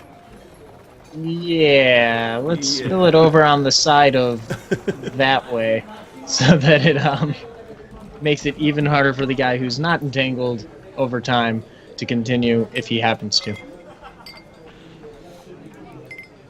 Which gives us one more. So let me just go ahead. The hope maybe they'll see the guns pointed at them and not get shot by them. It's like hopefully, please, guards, don't shoot them. Right. Okay, so you're basically like hurling it more like here, right? Yeah, basically. Okay. And I'll go ahead and move that to There we go. Well, I guess it'll have to be a little further back because it was trying to encompass this guy as well, so it's going to be like here. Okay. All right. So yeah, this guy wasn't entangled. He's just movement rate is halved. This dude here is kind of stuck as the vines wrap around his legs and round his thighs and round his waist, and now he's having a hell of a time going anywhere. All right. So yeah, we've got Rush. So you've got these two women totally preoccupied. What do you want to do with them? Okay. Sorry, that phrasing. The great sentence. So the two guys that just ran behind me that he tried to entangle, you said the green one got caught, but the red one didn't? No, the red one is like he's wading his way through it. Like as the vines are grabbing at his legs, they're snapping, and he's moving forward. Yeah. Okay, so I'm gonna just haphazardly try to fire off a color spray at him as he runs by me. behind me. Well, color spray, they have to see it, I believe. I might be wrong. Oh, I wouldn't be able to fire it in front of him as he's running? Probably not, because he was already, like, by the time you're aware of all that, he's already way past you. Okay. So, color spray, but I mean, you could do something else. I didn't have anything else in mind, honestly. I was just trying to grab at something quickly. I'm just gonna keep talking to these two women to tell them, look, this is too dangerous over here. We should go back to the bar for a couple drinks. Okay, they are totally down with that concept. What bar do you want to take them to? We're gonna go to the not seedy bar. Okay, well, the to the safest good bar, cantons, in basically, Or Alchemist, up here, is the Alchemist Retreat, which, would definitely lead them in the opposite direction of where you don't want them to be. So yeah, you want to basically just take them and head off down the main street? Yeah, I'm gonna try to gather more people to come with us as I'm doing this. Just try to be like, come on, drinks on me. Come on, guys. Okay. With the offer of free drinks, I'll let you make a diplomacy check on a couple of these dudes. Yes! Trying to get the women to help me out. Come on, come on. More the merrier. Come on, right? More people? All right. You're pretty good looking, pointing at one of the guys as I walk by. Come on. Oh, damn. Okay. All right. So, as you head off down the street with your small entourage, you have definitely picked up a couple of takers. As these guys here have decided, yeah, you know what? One of them looks at you and he says, I like the way you're thinking. I'm a lover, not a fighter. Hell yeah, my man. Come on. So, yeah, about so you? this You little shoot like mob that? here is heading for the side streets. As the rest of the party's looking is like, did he just score in the middle of a riot? Okay. That's fun to do, Thor. So doing yeah, it wrong we've for got so Danyan. Okay. So basically what's happened now is you've seen them disperse. This guy seems to be thoroughly pissed as he's kind of like, as you're standing there for Boda, you see him, he kind of like crouches down and he goes, go on, Rufus, have the bastard, go on, have him! And he sort of like slaps the dog on the arse as it comes charging towards you, like, and he's basically he's setting the dog on you. Oh, come on. That's messed up. Okay, let's see. How far is everyone away from me? If I move down to about here, is that going to cause an attack of opportunity from the dogs? Has he Yes. reached me yet? It will?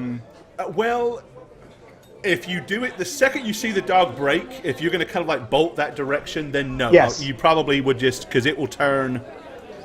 I mean, the dog's going to kind of turn and you're going to come to here, so it's going to be kind of like an interception thing. Yeah, I'm going to go in that direction. And Okay. then I just want to make sure yeah. Would I be able to get a little farther this direction? Yep. I basically want to get down here as far as I can I'm going to to roll the use initiative for the dog to see if. Oh, shit. Okay. All right. okay.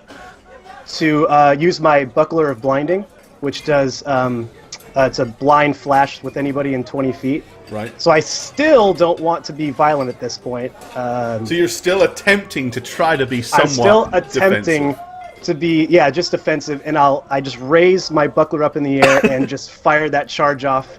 And it's a 14 reflex save for anybody in a 20-foot radius. Right. Okay. Which would be all of them.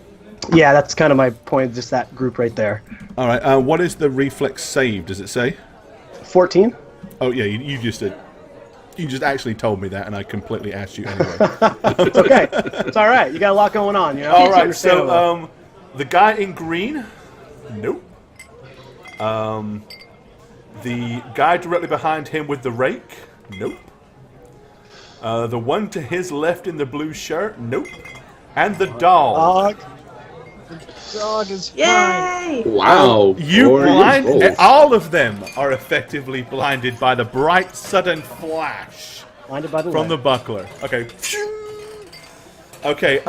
The dog kind of like shakes its head and just kind of like it's still going to try to attack you, but it'll have a -4. And is there any kind of stun attack or anything like that come with that? No, it's go ahead, Shag. It's a blind with a 1d4. How long they're blinded for? Yeah. So, you want to give me a d4 roll for the duration? Roll high. It's 1 4. Get that 4. Same flash for everybody. So 4. Nice. There you go. So 4 rounds of blindness. Let's go. All right. Okay. So the attack dog is going to attempt to bite you, but it is with a minus. So, all right. It basically using its sense of smell, it just gnashes out reflexively at you towards your leg, but it's a good 4 or 5 inches short. It's just snapping at thin air as it's kind of like shaking its head, and it doesn't sound so growly anymore. It sounds more whimpery. And the others are all like, I can't see! What the bloody hell happened? This guy here, he just kind of puts his hand out to find the side of the building, and he's going to use the building to kind of like just follow his way around. This guy, he just kind of like moves backwards, bumps into the building, and he's just kind of like almost in a panic mode. He's just like got his hands on the building. Where am I? What's happened? Okay, Shagit. So the guy to your immediate left, he is covered in this huge net. Okay. The guy that you smacked on the back of the head, he is kind of like spun round, shook his head, come to his senses, and is about to raise his axe like he's going to try to bury it in your half-orcish skull. This guy here is going to basically make a run for it, unless you're going to try to stop him. Nope, I'm letting him run. And this old bastard here is going to head down this way.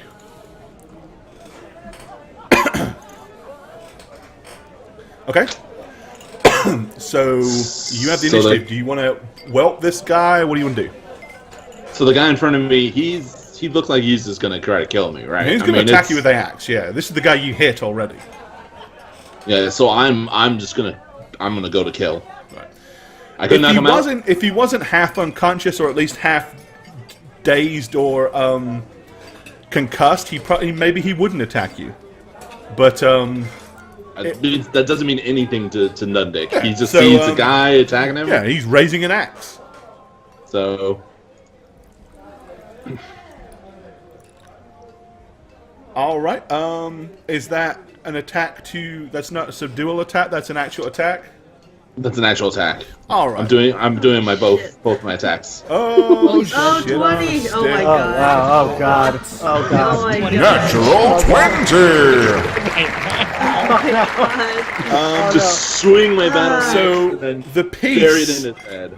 the hard-strung piece that Danyan had strived so hard to achieve, and up till now had so valiantly, successfully did, the half-orc just ruined it. Okay, so basically you see the half-orc just kind of sweeping real low, almost like he's reaping corn as he smacks the guy in the thigh with the axe.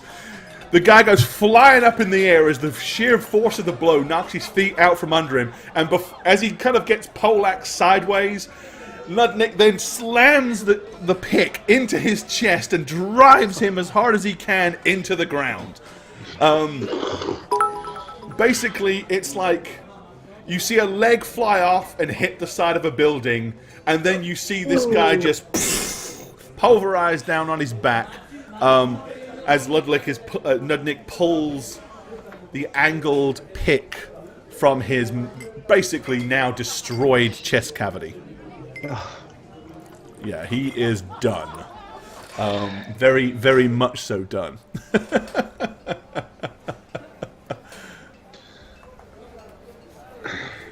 Alrighty.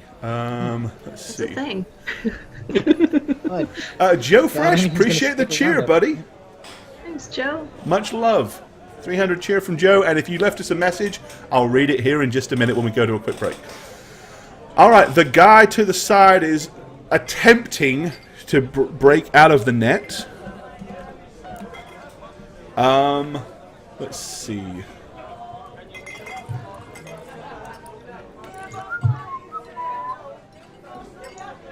What is the... I'm trying to find the thing. What does he need to break out of that? DC 15. DC 15? And that is what he just rolled. Okay. Oh. So this basically he spends the entire round, but you see him kind of like and discard the net. I was wrong. That was for if someone in there's casting a spell to escape. It's a DC 20. Sorry. Okay. Thank you for being honest. So he will stay in it. Yep. I wasn't full gonna round look it up. action. I took your word for it. Yeah. So he spent a full round trying to escape, but he fails to do so. He's just entangled himself more. Okay. And I forgot to roll I forgot to do these guys. So this guy's run here. He is got to attempt to move. And nope. He's still entangled.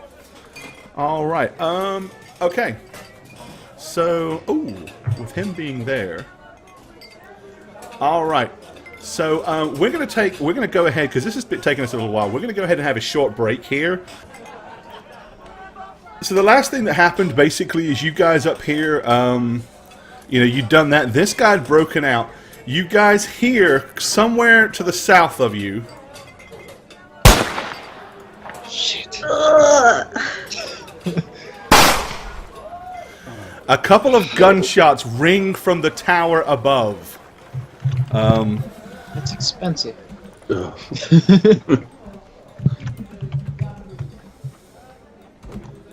Oh shit! Okay.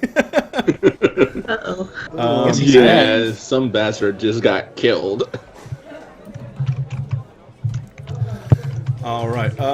Okay, yeah, so one of the peasants that broke out into the main street, one of the things that you were attempting to avoid, which, in all honesty, you did a pretty damn good job, at least so far. This peasant made it out onto the main streets, and two of the Sidorian marksmen that were up in the guard tower here, following orders, should anybody break onto the main street to take him down, did exactly that. As the two shots rang out, let's see, I don't know if none of you can probably really see what happened, but this guy takes two to the chest as he stumbles about 3 feet and drops face down in the dirt. Should have let the plants entangle him. Or should have let me hit him in the face with some color. And yes, chat, there are gunpowder weapons in Sidoria. Dun dun dun. All right, so where are we at? So we had back up to, I think we were back to the top of the round, right, Shagget? Just me next. Oh no, that's right. Yeah, we hadn't got to you yet. That's right. Yes. Okay, so what does Miss Amelia wish to do? I just go, Nudnik, no! And I'm gonna run up and start grabbing the body to, like, drag it this way. I can't see this. Oh no, I'm gonna drag it this way to try to get So you're gonna start dragging the corpse? Yeah, trying to hide the corpse. Okay. What did you do? He was riling the crowd. I was just stopping it. He was not. I saw it with my own half-orc eyes, Amelia. Really, your eyes are clouded sometimes. Well, Just help me.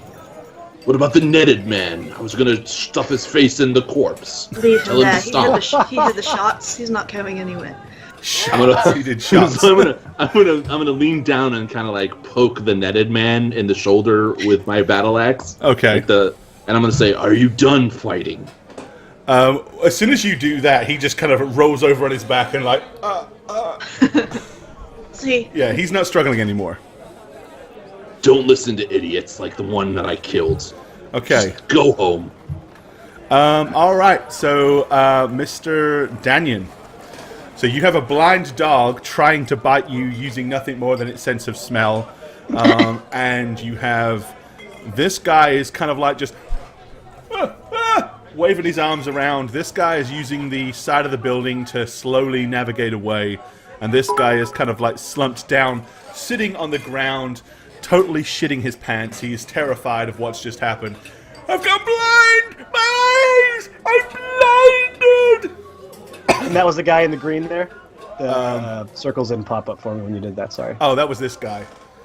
The guy in the green is like swatting around with his Okay. arms, like trying to feel his way. Now, Jeep, would he- much love for the cheer, my friend. Would he have heard the gunshot, I would imagine? Oh yeah, the gunshot's loud. I mean, they echo. Okay. When as soon as that happens, I would And if you left a message, Jeep, we'll read it here in just a minute. quickly kind of get around to the side of him. Okay. And not restrain him like a full Nelson or The anything, but dog just kind of like. will attempt to bite you, Okay, that's fine. I figured but he again, probably would. it's at a huge minus because it's just snapping. 15. No. All right. So I basically, would- it turns around and it kind of like you feel its head glance against your leg, and you hear a chink, which was probably a tooth, but it didn't actually manage to sink its teeth down and bite you at all. No. Okay. I would grab the back of his jacket with one hand and kind of grab his arm with the other, just to kind of put him not in a violent hold, but just something to kind of restrain him. Okay. And I would kind of half whisper, half kind of grumble into his ear. What do you say we call this a day and just go home? All right. He's slightly off balance anyway because he can't see. So when you grab him, he kind of stumbles, and as soon as he hears that and feels the hot breath of your, of your voice kind of burning down onto the right side of his head, he's like, "Fine, fine. I don't see any of this is worth dying for. Call off your dog, call off your I man. can't see. Just What did you call do? him over. Your You're hungover. anger has blinded you to everything around you. Shitty you just hangover, I calm- don't even remember drinking nothing." If you just calm down, everything will be fine and return to normal. Okay. Do you want to like navigate him anywhere or? Yeah, I'd kind of start leading him off, in this direction with everybody else. Okay. All right. So you basically Just grab him and like just start drag him. you start maneuvering him down the street. Yeah. The dog is still wandering around trying to figure out where the hell it is, but it's going in that direction because it can smell that's where its master has gone, but is it snuffling the ground and just it's heading in the correct direction, but it isn't kind of like really able to do much else. Meanwhile, Rush, do you have every intention of taking this group of people all the way to the tavern? Hell yeah, dude. Okay, well then you're on your way. And when I hear the gunshot, I'm just gonna kind of. Never mind. Alright, I'm going to go ahead and... these guys are long gone by now. So you guys are... we're off to see the wizard. Okay. Rushing the party boys and these two wenches off to pet the weasel. All right. So yeah, you've done that. At this point, the crowd is pretty much done. It has dispersed. Anybody that was left in the streets are either down a side alley and can't be seen, or are long gone.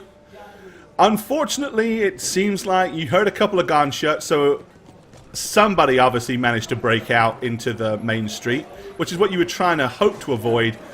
But considering just how many of the people there were here,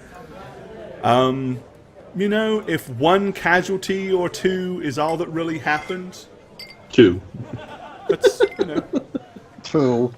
So as I'm helping Amelia with the body, I'm saying, why are we doing this with this corpse? We don't want people seeing him. Oh, There's a couple more. God. I'm gonna look up in the direction of the tower. Are they... Yeah, Oh, fuck. there's a Oh shit. What's happening? that sounded a lot more like a volley of gunfire that was coming far to the east. I'm gonna drop the body immediately. Be like, let's go. Screw this. I mean, okay. What about the others? I'm not gonna respond to that. I'm just gonna grab my net and start running. Okay, so you're going to take the net off this guy and just leave him laying in the street? Yes. Okay. All right. All right, so yeah, you run down. You can see a somewhat confused Physic. You can see Dannon is marching this guy down the street. By now, he can see again. This guy can see, and he's starts to scatter and run down the side street as quickly as he can. The guy that you're escorting, once he gets his vision, he's like spins around to see you, and he's like, "Get off me! I'll make my own way, thank you." All right, be safe. He glances around to find his dog, and he's like, come on, boy." Once we get over to the gnome. The gnome, that's all he deserves. What happened? The title of the gnome. One got through. I don't know what the volley was about. Hold on. I'm going to go up to this guy and just be like, you'll get your friend to you, if he's your friend. Don't go after him. They'll shoot. He's like, no, it wasn't no friend of mine. I don't mind if he's... I mean, if he got shot, that's unfortunate, but he's no friend of mine. All right. And then can I dispel the entanglement Yeah, there? of course Just you can. like, get out of here. All right, yep. Do you want to dispel all your Well, I don't know. You can really dispel that. Yeah, I can't dispel that. That one I would need to wait till tomorrow when I can undo it. But this town could use some green anyway. Yeah, there you go. You think of it that you've increased the quality of the air. It's not going to live very long in this thin mountain air anyway. So I hate to break it to you guys, but we seem to be one footstool short.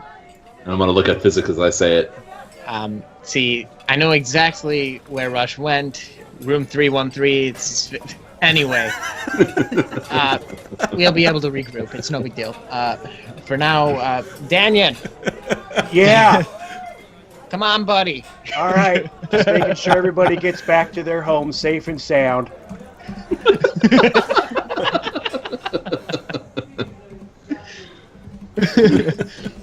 I don't think I saw that guy up there get killed There's by... a body up north there, Danyon. What? It's dead. Where? Why? What happened? Got in a bit of scuffle with a Nudnik here. Oh, Nikki, God. Nikki. We've talked about this. You can't just go around slicing people open. I didn't. I said I was going to eat some of them first, and then I hit him on the back of the head to just knock him out. He didn't get knocked out. He went to kill me, so I killed him first. Were you really in that much danger? Well, the bruise on my shoulder says yes. Oh, the bruise. But the net that was thrown from above, well, you know. I mean, that was a beautiful throw, by the way, Amelia. I wasn't expecting it. I've been practicing. Like a flowing gown of barbed nettage. You don't need to go into detail, please. That's It was great. good. Well, odds are whatever happened just now with the gunshots in the distance, that's usually the sound that ends it. Maybe if it'll make you feel better, do you want to see if you know who it is, Danyon? Why? Why? I don't know. He deserves a proper burial. He's like that. What did I tell you? Some Don't- sort What of were the other syrup. gunshots, though? We need to see what's going on there. Yeah, but we're still short a footstool. Toadstool. Well, I mean, Knowing- you call me Nikki. It's just a. It's It's for- yeah, with knowing the footstool we're missing, it's gonna be a long night for him. Well, Draw get straws to Rush. see who has to go get him. Oh, Not get me. him. I'm faster than all of you guys anyway. So, where did he go, Physic? He went over to the bar north side. Oh, why would you go there?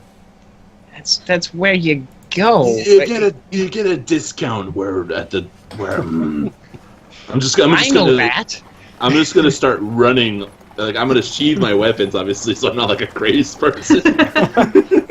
And I'm gonna use my dash action to get to the friendly, to like head rush off. Mm-hmm.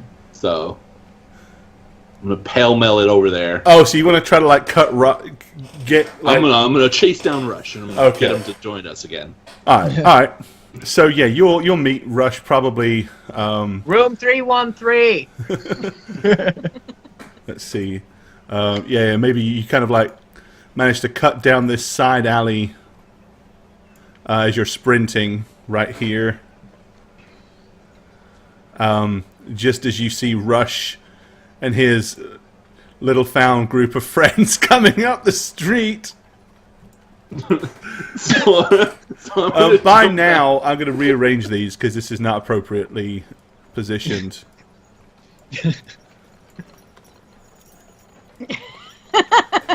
Yeah, so basically by now, Rush is walking down there and he's got his arms up like this as the two women have got him. And like periodically they're like picking him up and cutesily like letting his legs swing and he's going, whee! And if it wasn't for the fact that that there's some sexual undertones going along with it, you'd probably expect it to be the sort of thing you find a couple of parents doing with their little kid in the high street. So this is going to be awkward because Nunnik, without weapons in hands, is going to dash from the alley, to lumber to a stop in front of the crowd. Right. So immediately these two guys are going to see you come charging out. You big old thick layer of chainmail, your tusk, your slick back hair, your massive bumpy knot on your head, your scars everywhere, and they're like, ah! And just literally scared shitless as these things come charging out.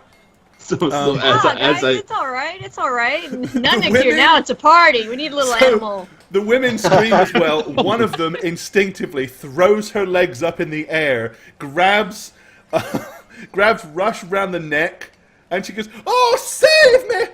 And this entire weight of this huge woman is suddenly, it's like, you instinctively you would think to put your arm underneath to catch her, but she's 5'8" and you're 4 foot or 3.5 foot nothing or whatever. So, do you want to try to catch this woman, or do you want to just let her crumble to the floor embarrassingly?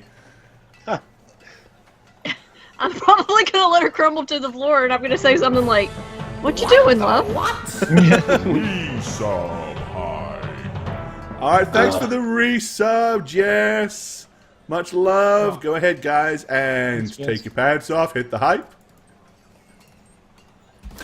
Alright, yeah, okay, so yeah, her legs go flying up in the air, and then, in shock, she lands butt first on the cold, hard pavement, and she's like just looking up at you in total disbelief as she sits there, and you were supposed to catch me. You caught me off guard a little bit there. I'm gonna help her up, and I'm gonna be like, "It's not nice to laugh at the lady." Right, the other woman is kind of cowered behind you and attempted to cower low enough to actually use you as a small shield, even though that's really not very practical. Hello. Oh, noticing is that, "Don't worry, ladies, I'll protect you." Nice.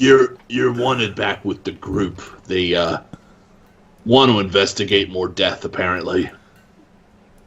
No. No. It's a waste of time if you ask me, but they want to investigate where all the extra shots came from.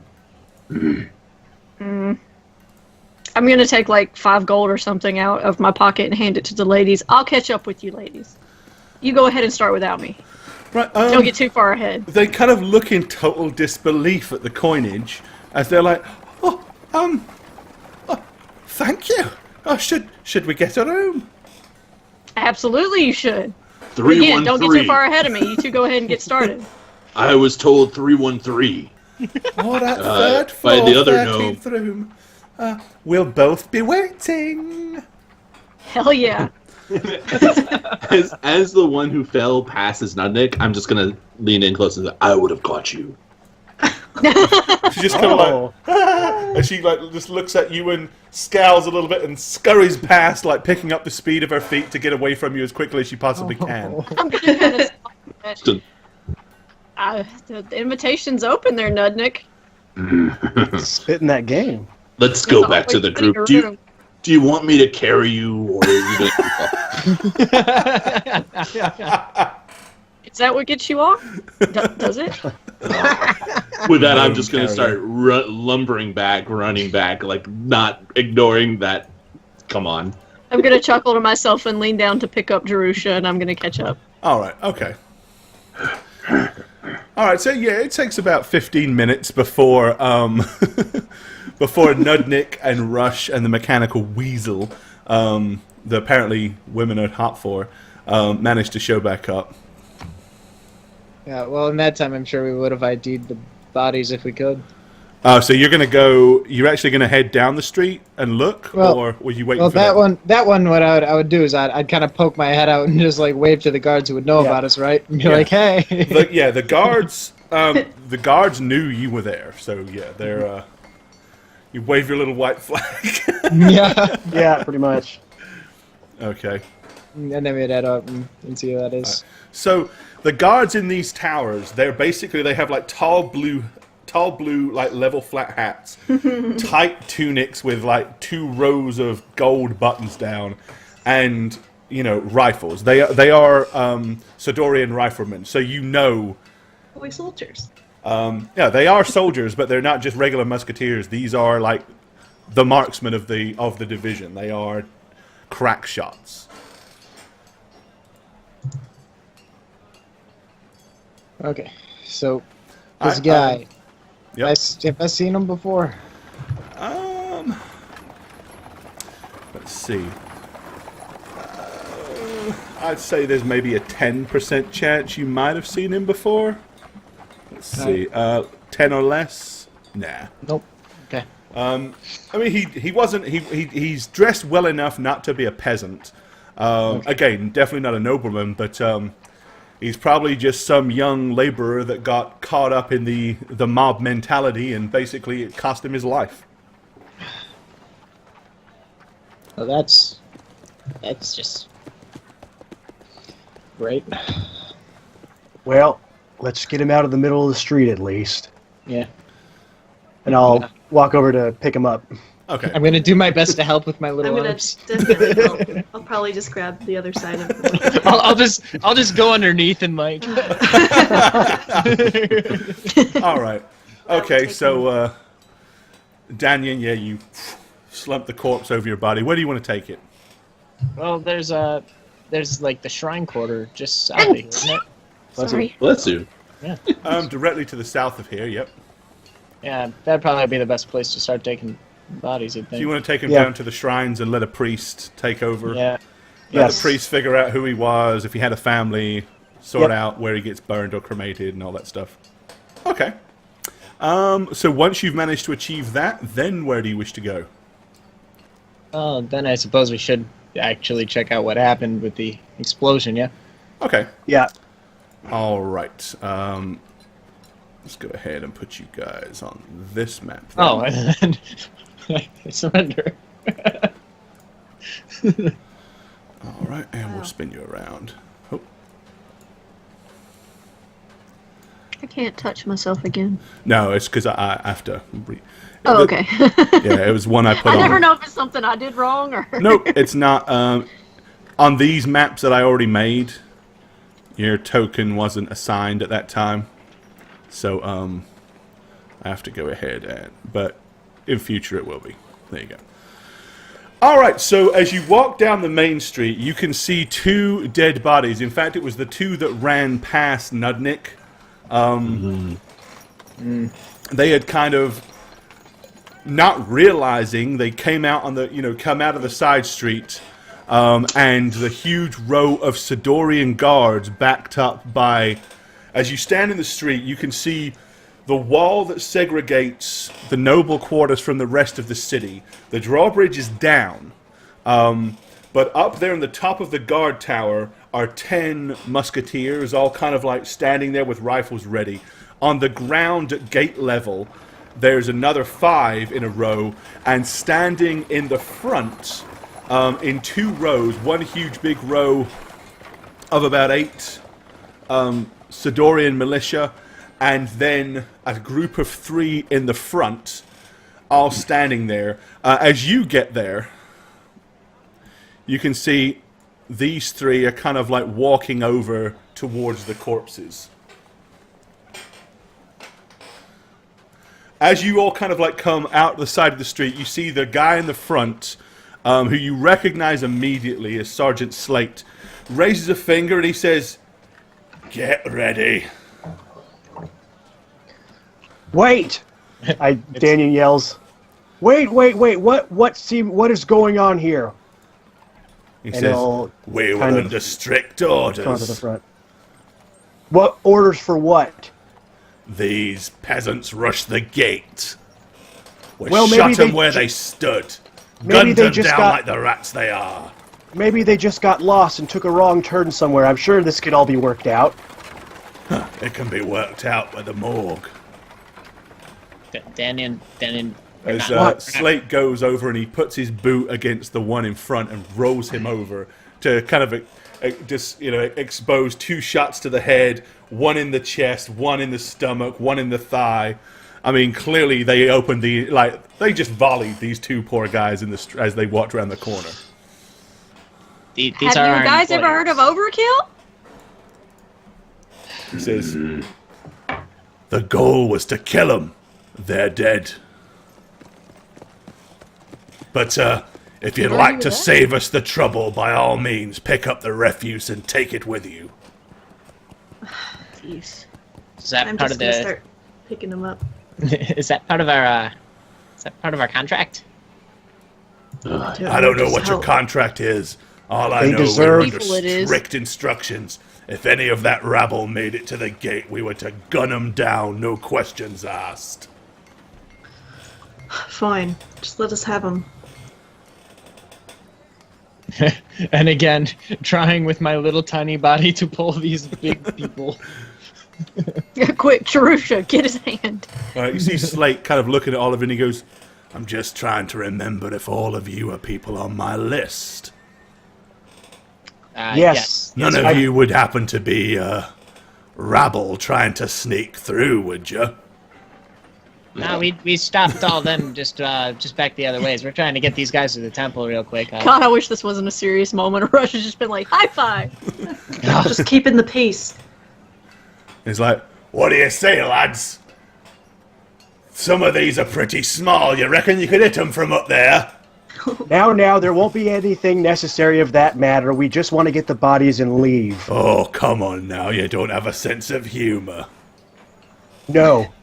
Never mind. By all means, take your scum and leave.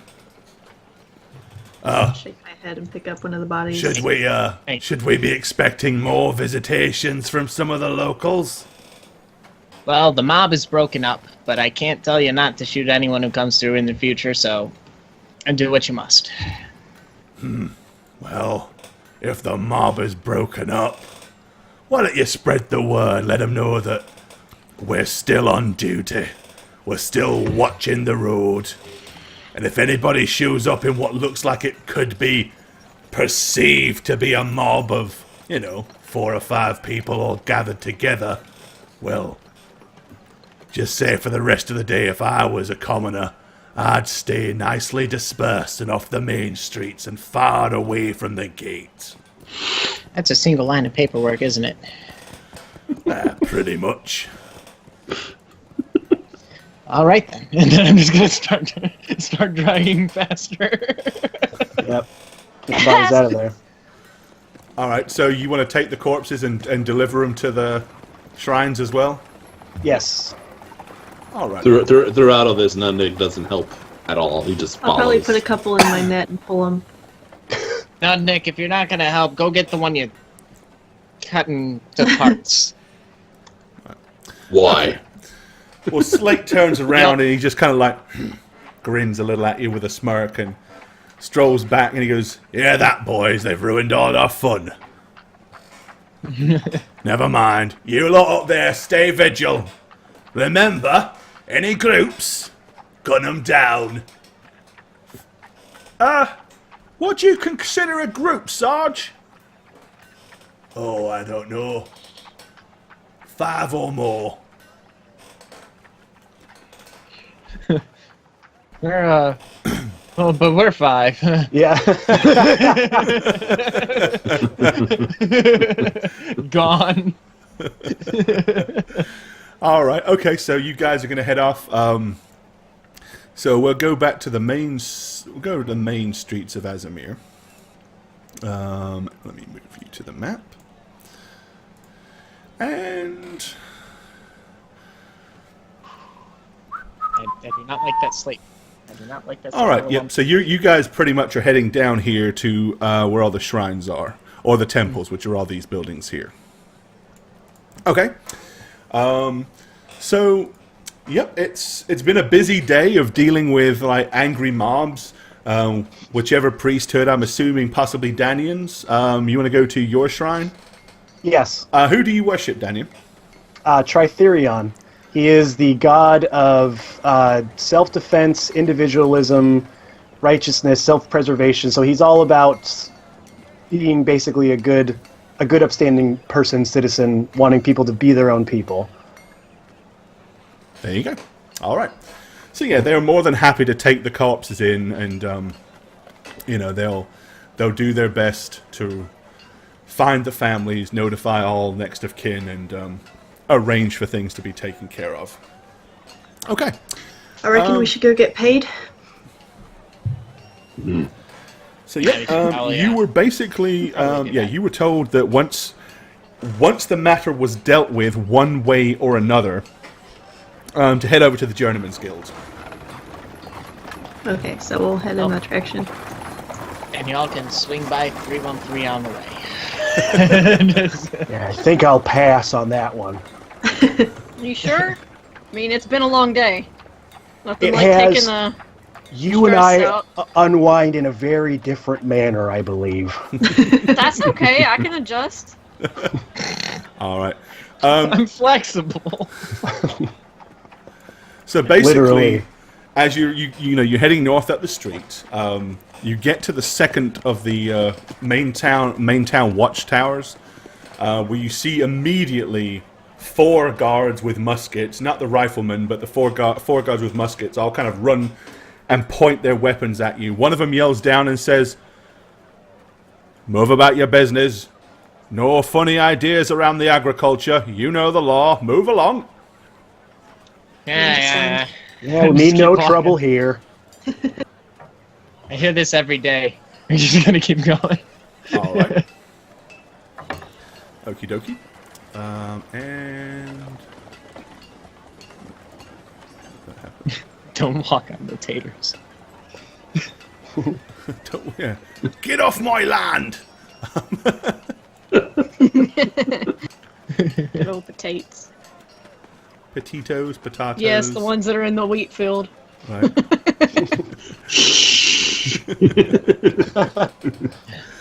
Alrighty. Okay. So you head down into the Journeyman's Guild. Alrighty. So yeah, this is the guild sector. So basically, you have all the known guilds of the city are assimilated here. You've got the Guild of Thaumaturgy, which is the only one that's kind of like secluded and locked in amongst its own walls.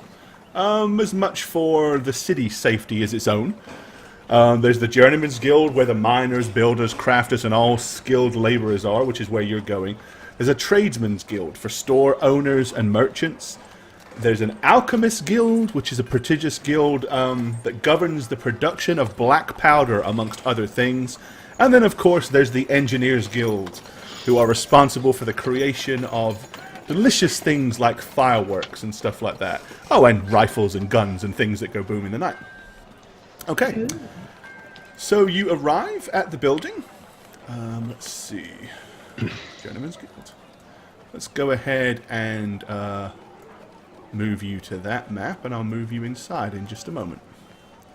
Once I get it scaled properly for chat, because, big maps and stuff.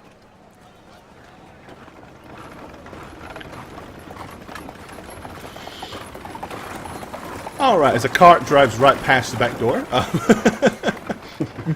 Okay, so you get to the building. It has 2 large wooden doors. Are any of you... None of you are laborers, right? So, Nunnik is. okay, so Nudnik... That's right, Nudnik is a member of the Journeyman's Guild. And I know that Rush is a member of the Engineers Guild. Physic frequents say on that. occasion the Guild of Thaumaturgy, even though he's not technically a member. And I am my own guild. yeah, that's probably it. Danyan is more of the religious sort, and Yep. Amelia keeps herself to herself. All right. So yeah, you guys arrive. We're gonna see if we can't change that though. Okay. Yeah, huge, big, double wooden doors directly in front of you. I'm just gonna immediately walk up and open it, like without a second thought. Just Okay. enter. All right. So once you walk inside, you see a familiar sight. Let's go ahead and move you guys in here then.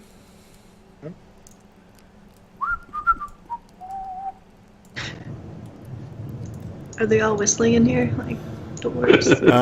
Okay, so you walk in. It's like a main foyer that has two huge, and I mean huge, wooden doors. They're deliberately oversized. A lot of machinery and materials come through these doors, so generally speaking, that's the reason they're so large. Standing in front of you, you can see Jarvis...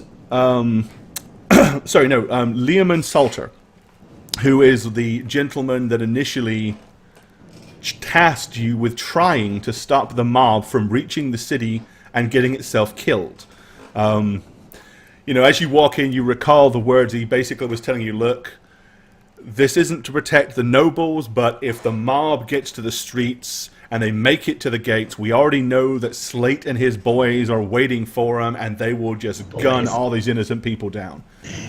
So that was the main reason that you guys were there, to stop it. When you walk inside, you can see at the other end of the hall is a huge, big meeting table with chairs all the way around. Those that have been here before know that through the doors to the left, which pretty much you can hear from the sound of banging hammers and sawing of wood, there are people clearly at work constructing stuff there. And to the right is probably the only civilized area of this room, or of this building. So as you get to it, he kind of like walks over, opens this door, and beckons you to step through into their study, if you want to call it that, such as it is for a group of laborers. Okay. So as I enter the second door, I'm just gonna say, his name is Leomund Salter, right? Yes. I'm gonna say, Leomund, only 4 died. Success. Could have been Didn't less you than that. kill one of them? I added that in my of the yes, including 4. All right. Once you walk in, there's 2 other people waiting for you. Satch, you recognize one of them as Acacia Levain, who is one of the instructors at the Guild of Thaumaturgy. She specializes in conjuration. And the other person is Jarvis Benoit, a high-ranking member of the Tradesmen's Guild.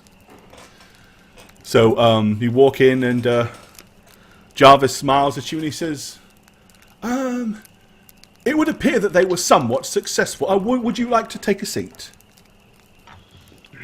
Sorry, we really don't have enough room for all of you. Maybe we should meet outside.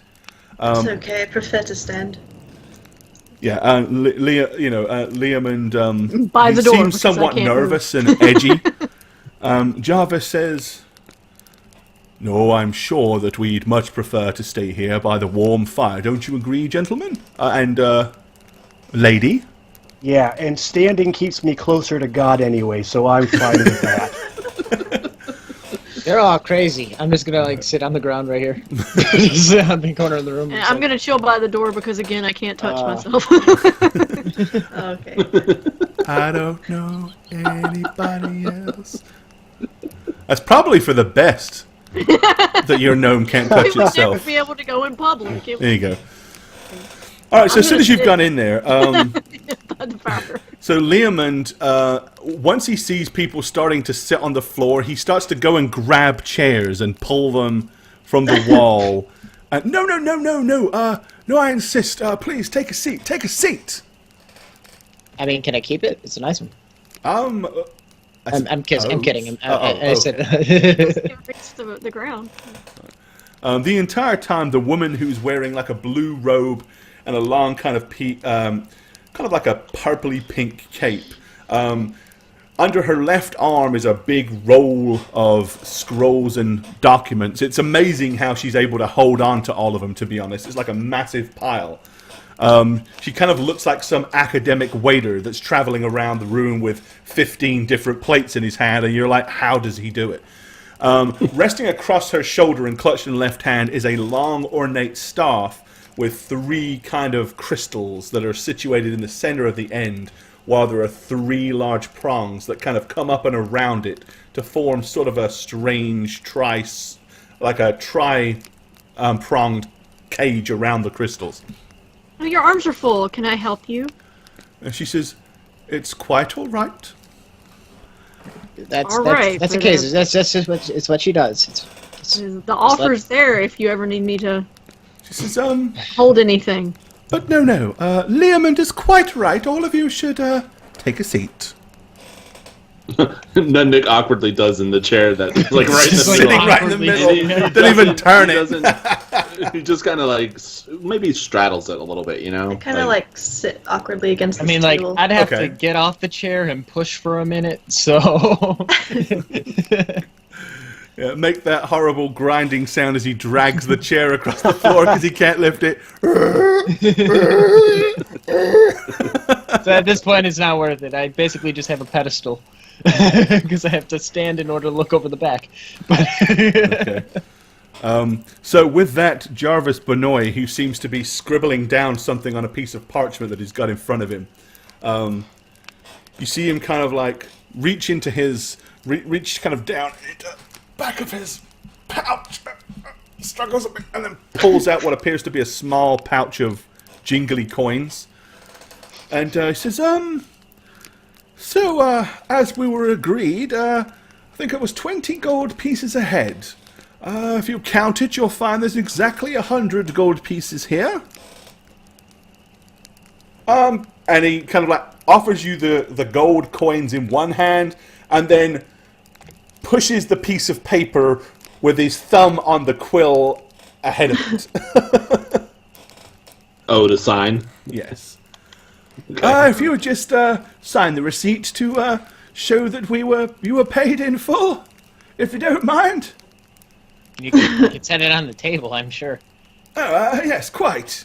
And with that, he turns around and he meticulously lays down the sheet of paper. He lines the quill across the top of it, and then he puts the coins deliberately behind it, like several inches past, so you can't mistakenly go to the coins before the paper. Right. And He says, oh, you know how it is? We have to have all the T's crossed and I's dotted. I'm gonna Why is go he ahead so and just start nervous? filling it out. Looking at this, is this like the best laid out thing ever? Because this guy seems a little obsessive.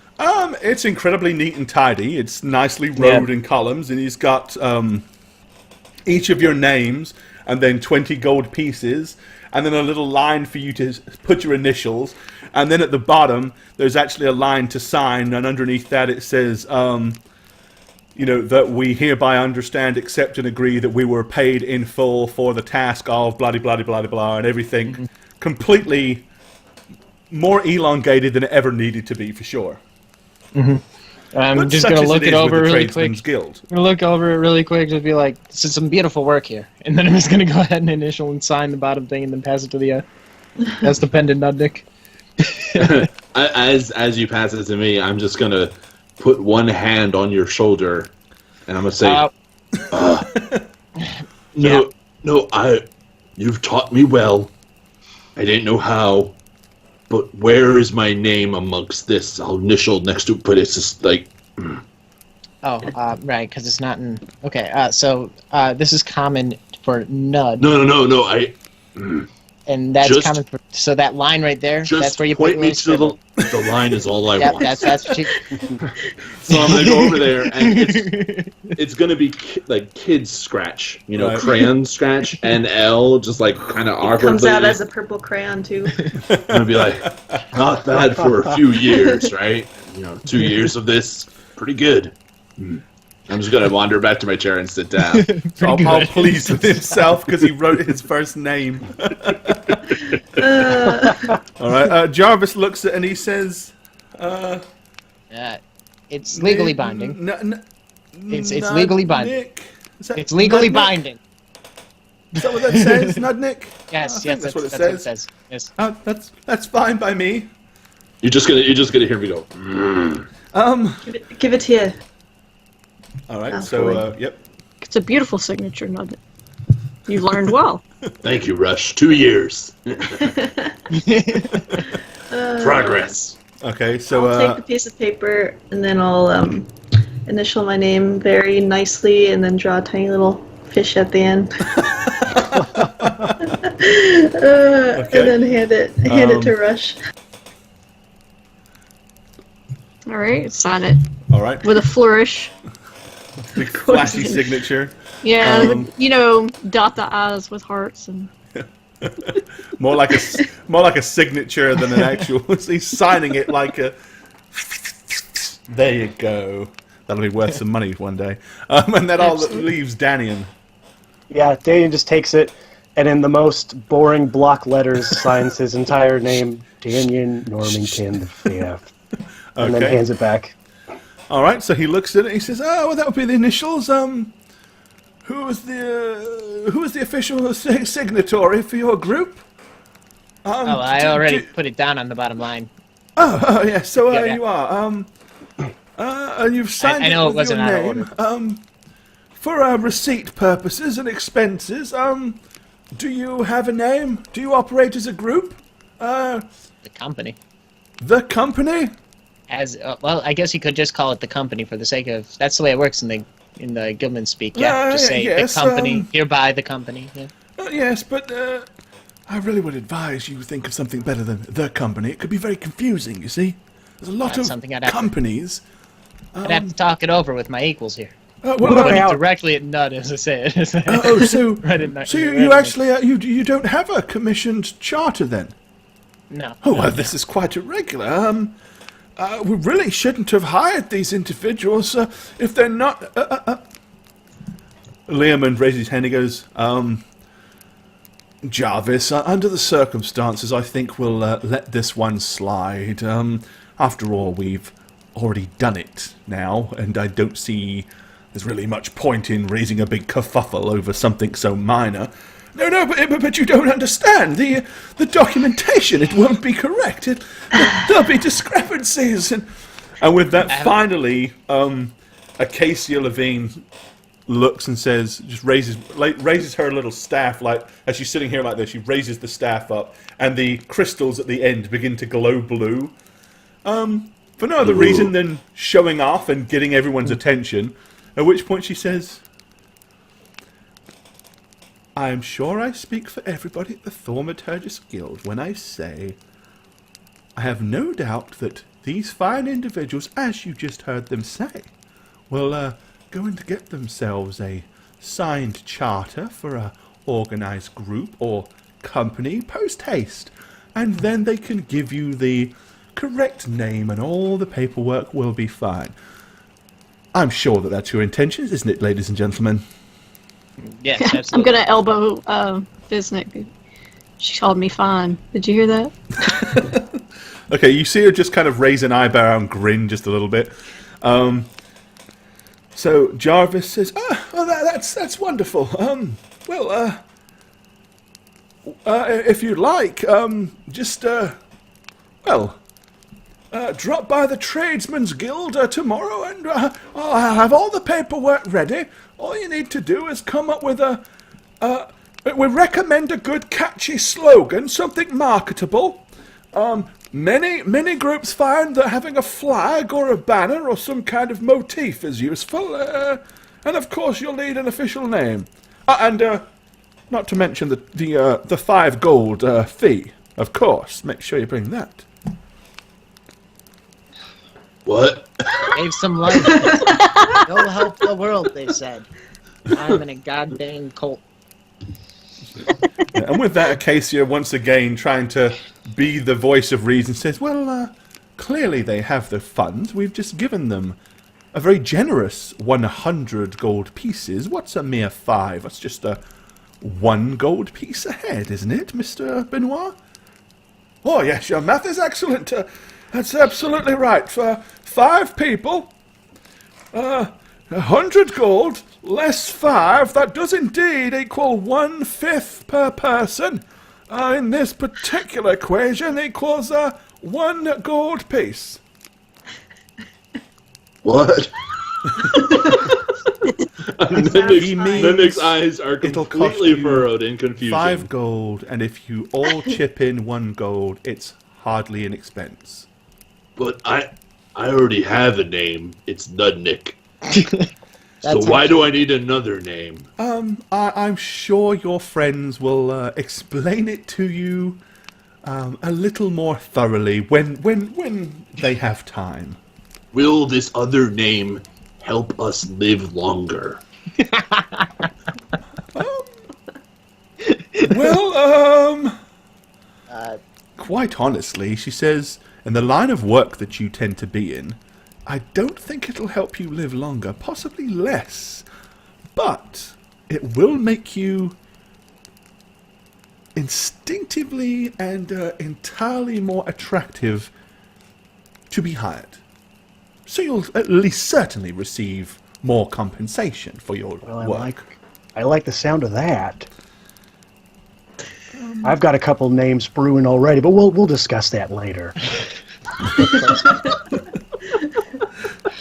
Nudnik's just gonna kind of like throw his hands up in quasi defeat and be like, "Whatever." Well, I'm sure you can, as I said, come by the Tradesmen's Guild on the morrow and we'll get all the paperwork sorted. This is still quite irregular, though. It's fine, Jarvis. Don't worry about it. They'll be by tomorrow. I'll see to it personally. There. Now, why don't you show Miss Acacia to the door? Yes, there's a good chap. Oh, fine. So as soon as he walks out of the door and out of earshot, Learman says, please go and see him tomorrow. Because you don't understand, he's going to fret over that document until it all lines up. He can't deal with such things. It's just, he's the Tradesmen's Guild accountant for a reason. As you can imagine, the amount of paperwork that he has to manage and deal with is quite monumentous, but he keeps everything in perfect order. So I suppose his behavior to you may seem a little strange, but it is in line with what he does for a living. So please cut him some slack. But do go and see him tomorrow. Yes. You really should. This is exactly the reason why I actively avoid marriage. I'm gonna look down awkwardly at that statement. Get laid, everything will be okay. Yeah, why do you need to get married? All right, okay, so what do you guys want to do now? You have the rest of the evening at your disposal. 313. Exposure. Exposure too. Come on, guys, back to the. Back to 313. I can't go. I'm not gonna go to that tavern. But you know, I go to my own tavern where I work and live. Quite Drunk remember that Siri. one. I get less looks there. I mean, it's okay for you because, you know, they can't see over the tables, but they will notice me. It just doesn't work. It's not what's above the table that matters anyway. I I'll go also wherever- Say that with a straight face. I also kind of want to see how many, rats they caught in the box at the door. It's a little contest I have with the drunks, you know. To the drunk area, then. Yeah. To the drunk area. Sounds Is that what great. it's called? Yeah. To the Then it squalls. Then he gets up and basically pushes the chair and staying in the middle of the room and just leaves it there as he hastily makes his way towards his bar. All right. Go ahead and That's move just you guys that's over. just they moved the chairs just for us. I'm gonna Now start you pushing move the them chair a little bit, but then I'm gonna realize it's too much to move. Oh my god, I And can't I'm- let go of myself now. There we go. I'm just gonna I'm gonna run off with the group. All right. Okay, so once more you're back outside in the city streets as you head all the way down through the residential area to the fun part of town, to the squalls. Okay. Over and over. So yeah, as you kind of wander down, the building that you see immediately, kind of like to your left, is the local inn to this area.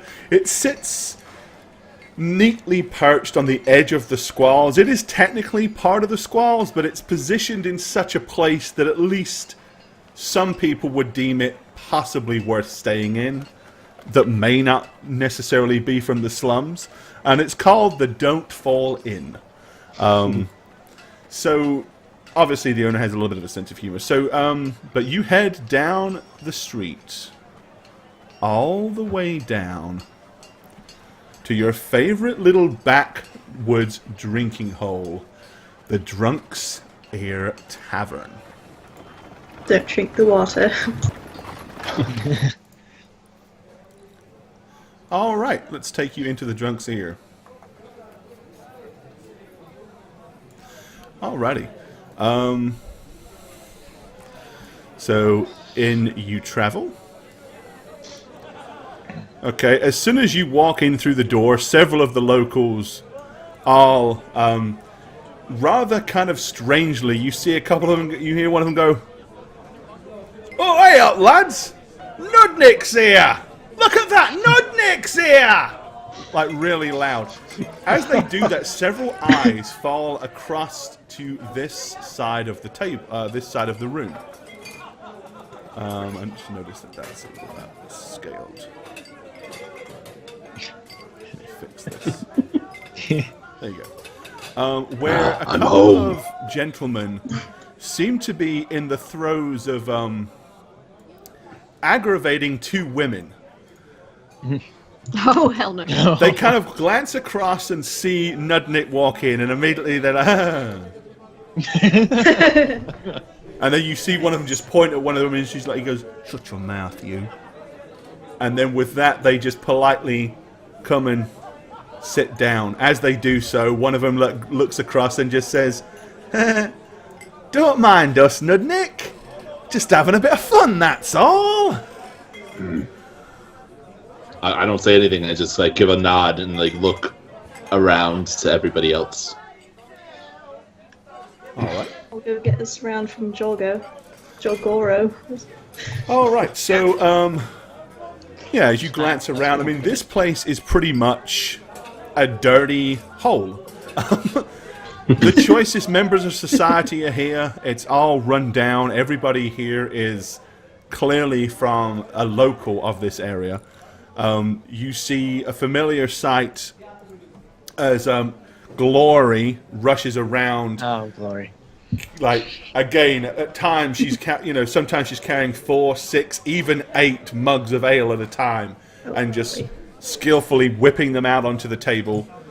No. You can't say nothing anymore. So shit like that. Rush is going to find every innuendo and everything. All right, so as you mentioned it, so Nudnik, when you get there, you glance down into the empty crate onto the side of the side of the room or side of the door there, and there's about 6 dead rats in it currently. Oh, 6. I was expecting 4. Good returns. Good returns. And I'm just gonna head over to here and sit down.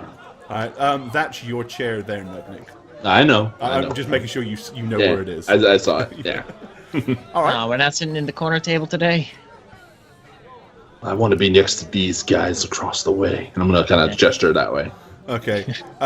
Instinctively hearing that, they all kind of like close in a little bit, so that they can't be overheard as much, and they're all kind of like skulking and.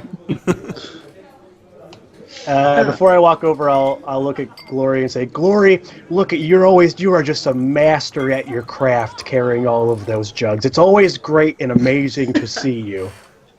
"Oh, you flatter me as always, Danyan." I'm just gonna head over with the rest of the group.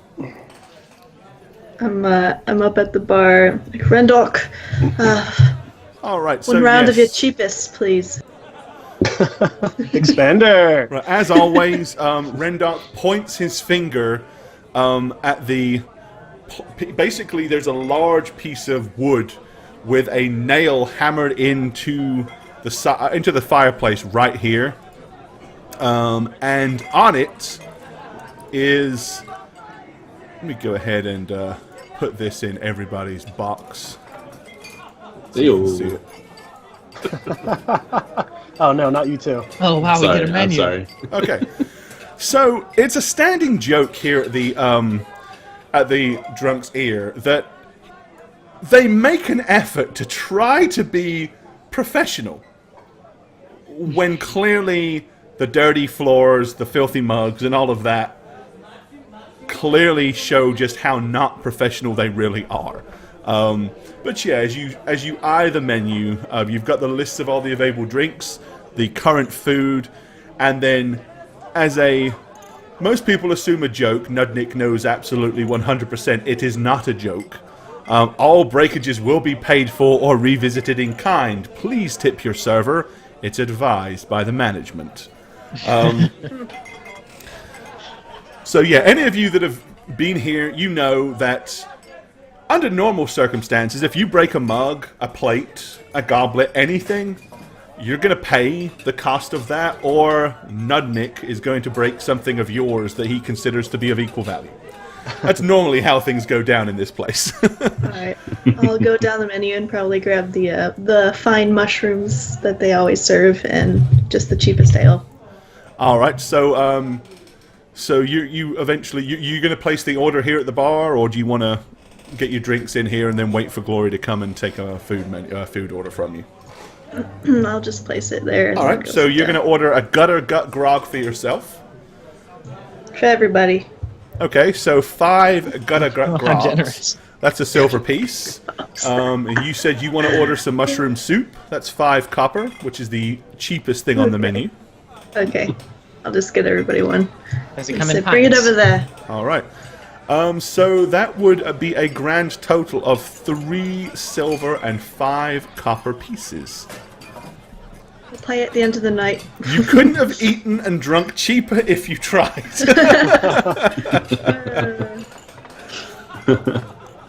Alright, well, it's not long before Glory comes over and slides your mugs of gutter gut grog onto the table.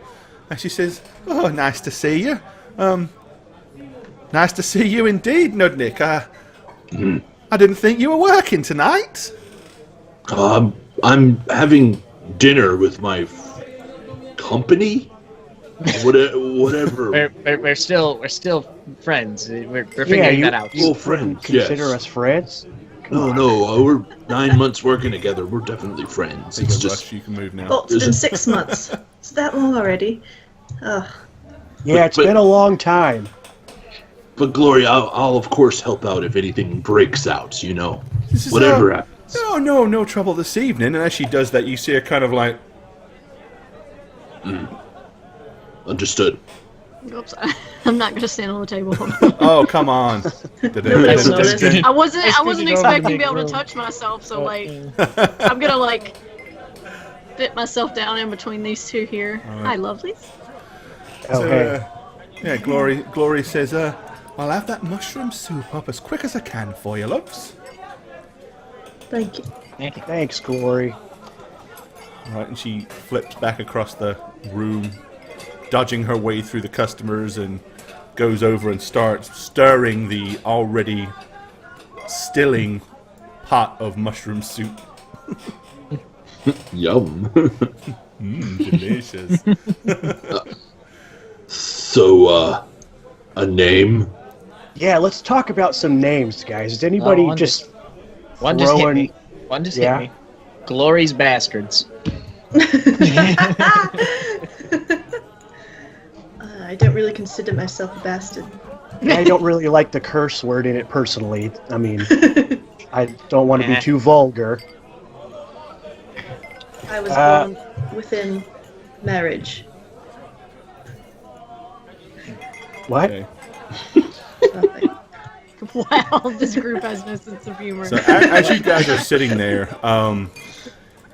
so Amelia, Danyan, and Rush, you see a somewhat familiar and mostly unwelcome sight coming towards you. It's Ardfoot Ray. Physic and Nuddick, you don't see him, but you smell him before he gets to you.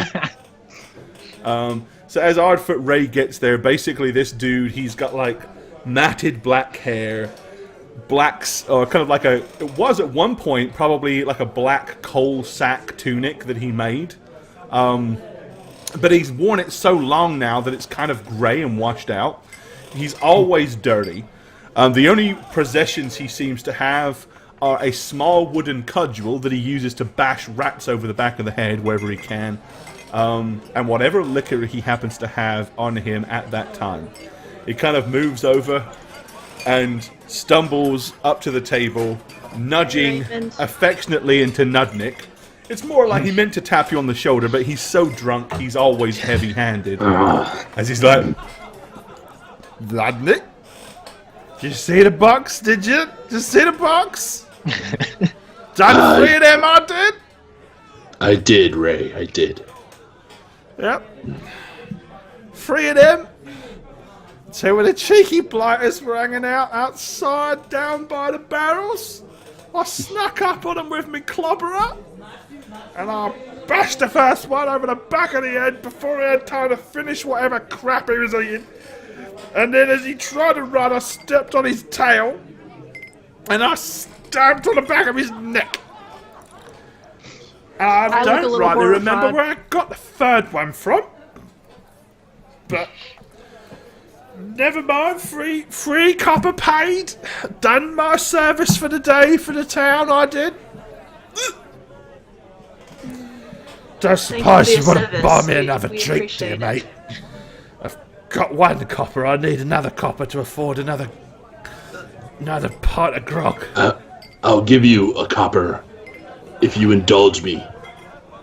Go over there and tell them your story of killing those rats. I want to give a copper piece to him and just put it in his sweaty fucking palm that I don't want to touch. Like, they need to hear it. Okay, where are you telling him to relay this story to? Over here. Oh, those yep. Alright. He says, Let me get another drink first, and I'll go and tell him all about it.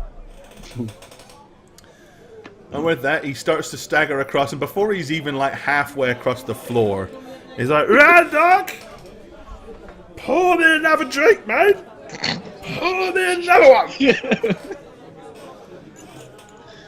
I just look horrified, and I'm holding like the side of my cloak closer to me where Jerusha's at the whole time he's talking about stepping on their tails and stuff. Crushing rats. Okay, yeah, so here's the thing.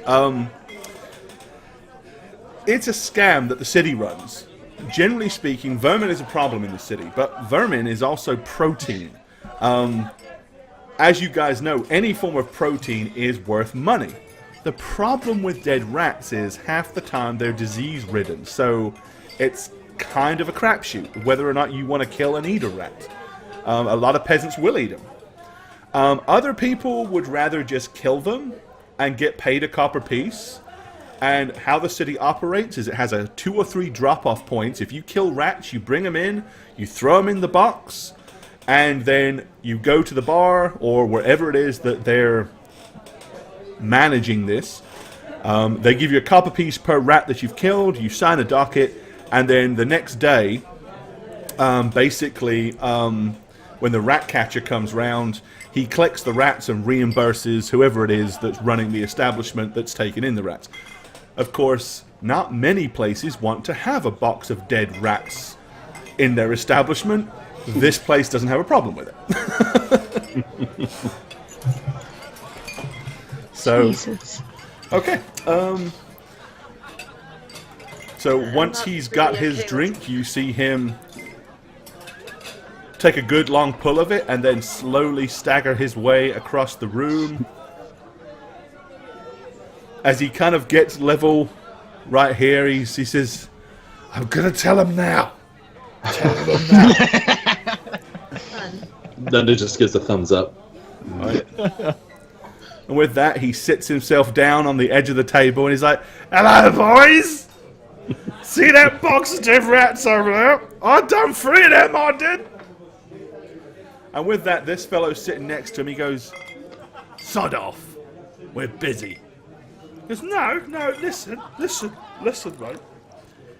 If you see rats and you kill them, they'll pay you a copper piece a head, they will.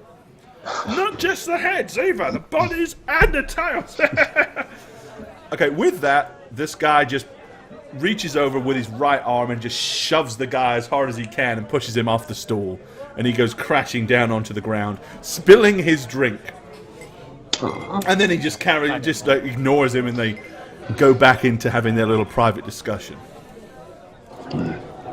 I would turn around and help him to his feet. Like, hey there, Raymond. You all right there, pal?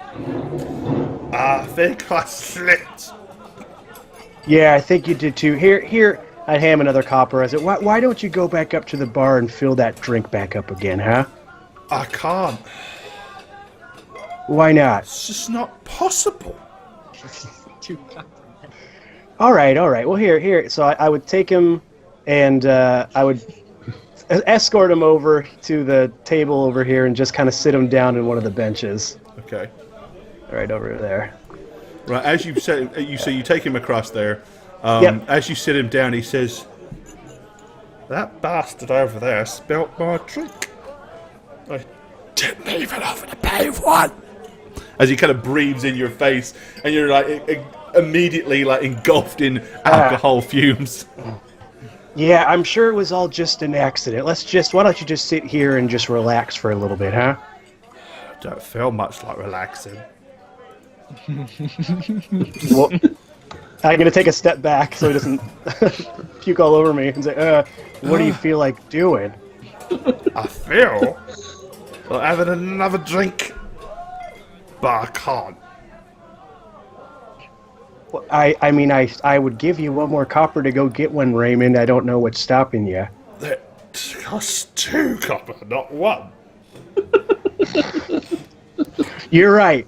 You know what? You're right. And I'd put 2 copper in his hand, and I'd spin him in the direction of the bar and kind of give him a little shove to send him off. As you not hard. kind of pick him up and do that. As you kind of going. shove him, his left hand kind of like lingers and runs down your shoulder and along your forearm, and he's like, "God bless the governor. God bless you, mate." Yes, God bless all of us. Everyone. And then he carries on. And I'd come back and sit back at the table. That went well. Just trying to keep the peace as usual here. No need to get all riled up. Right.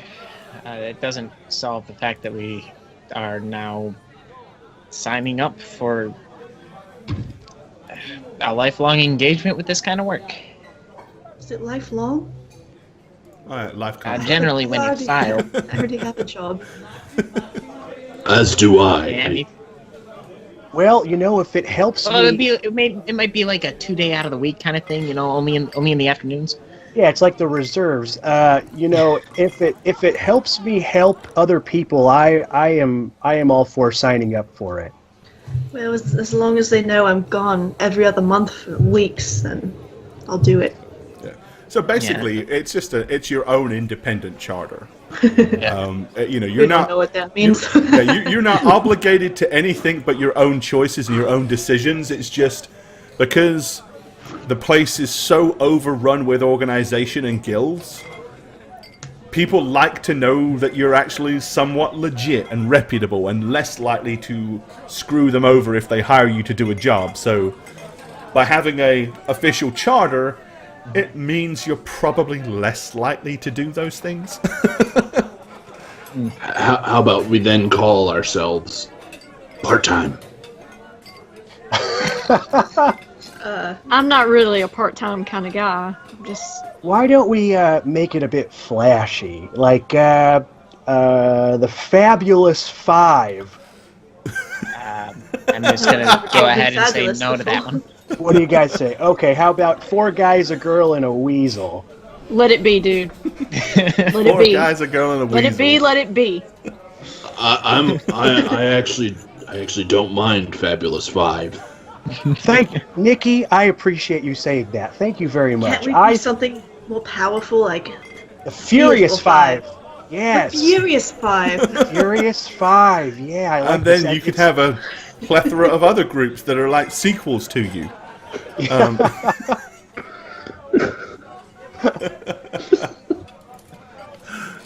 Well, we are 5, and our hands have 5, Yeah. and 2 of them are short, like gnomes.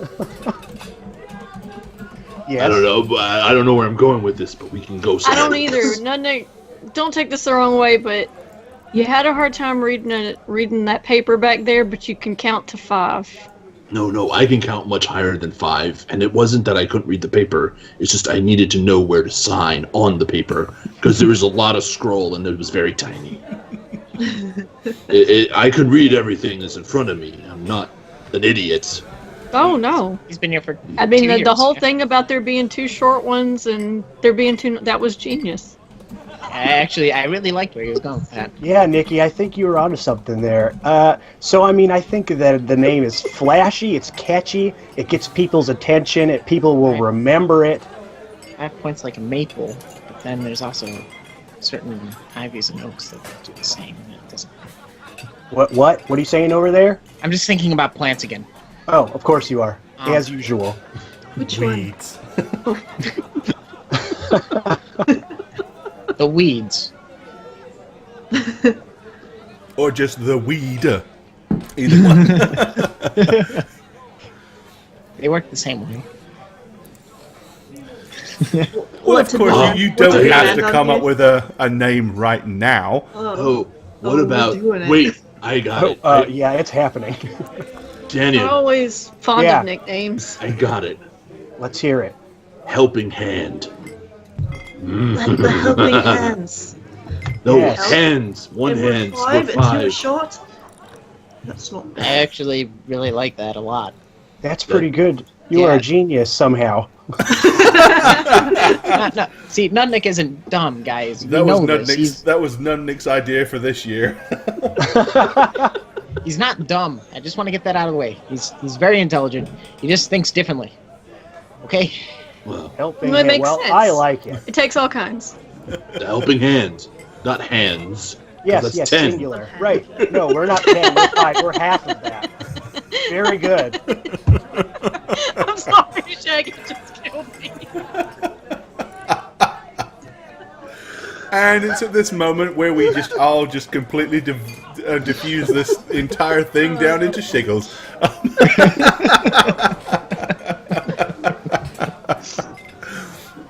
Yeah, it's nursing home.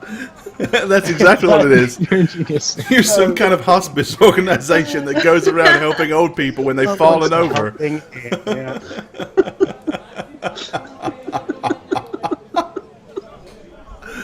Oh dear.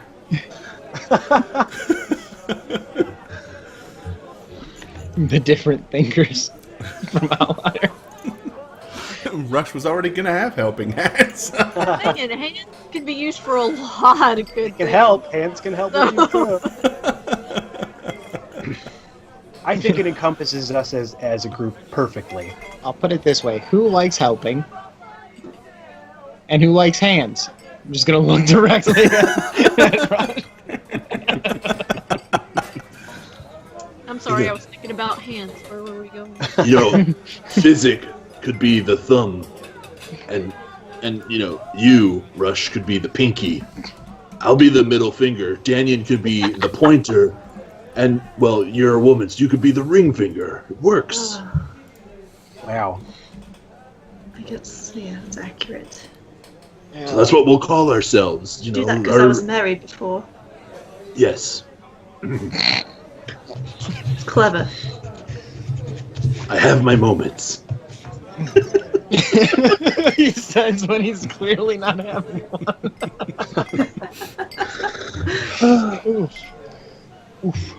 All And she likes to steal things. Oh, that's sweet. I do not steal. Okay, fine. That's good with me. Great, I love it. So is that what you guys are going to call yourselves? Yeah. Yep. We have a symbol now. It's a hand. Giving a thumbs up. Yeah.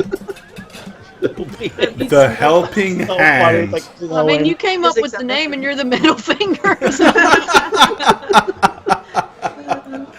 There you go.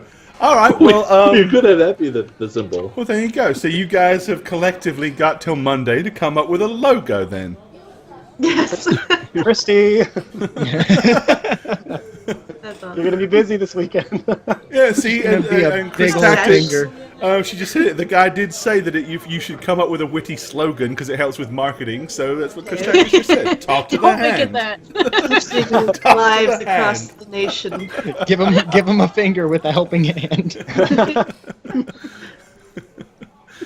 All right, well, I reckon that's as good a place as any to end this debacle for this evening. If you have any questions, we will more than happily answer them. Well met.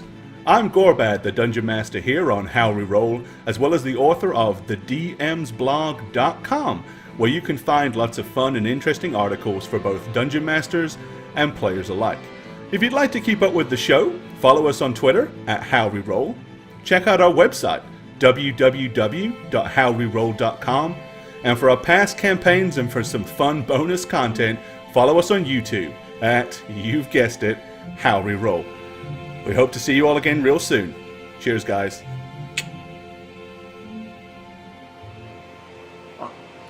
Hello. Must have missed you there. I'm Satchmo. Here on How We Roll, I play Physic, the not-so-happy little gnome druid. He's so angry, you know. Anyways, if you'd like to follow me elsewhere, I'm Satchmo just about everywhere. So if you want to follow me on Twitch or Twitter, Satchmo's the key to that. Well, it looks like we're about out of time here today, so from all of us here at the studio, Cuthbert bless, and a happy penny. Hey guys, Shaggot here, and I played Nudnik Lumad, Half-Orc Ranger for How We Roll. You can follow me on Twitter at eneb_convos, where I occasionally tweet things. And that's how air works. What a good story. And I also hope you enjoyed today's story on How We Roll. I'm Jane and I played Amelia Page, the human rogue. If you want to follow me on social media, I do have a Twitter and it is Jane on Twitch with a 0, not no. That's all I have to say, so peace suckers, bye! What's up, you guys? I am the Snuggler, and of course, I play on How We Roll Daniel Norbig Tid the Fifth, the ex-circus man turned paladin trying to bring happiness and wellness back to the Calman folk. If you want to follow me on Twitter, not quite sure why you would, but if you did, you can find me at MattySweetTweet. And that's pretty much it. Thank you so much for watching, you guys. Until next time. Hey guys, I am the Dragon Spooker, and for you and How We Roll this time, I'm playing Rush Brinkery, the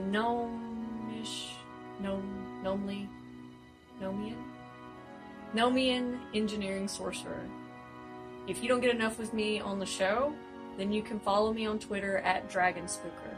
You can also check out my channel, which I should be streaming more in here in the future with my new rig this year, at twitch.tv/thedragonspooker. I'll see you next episode.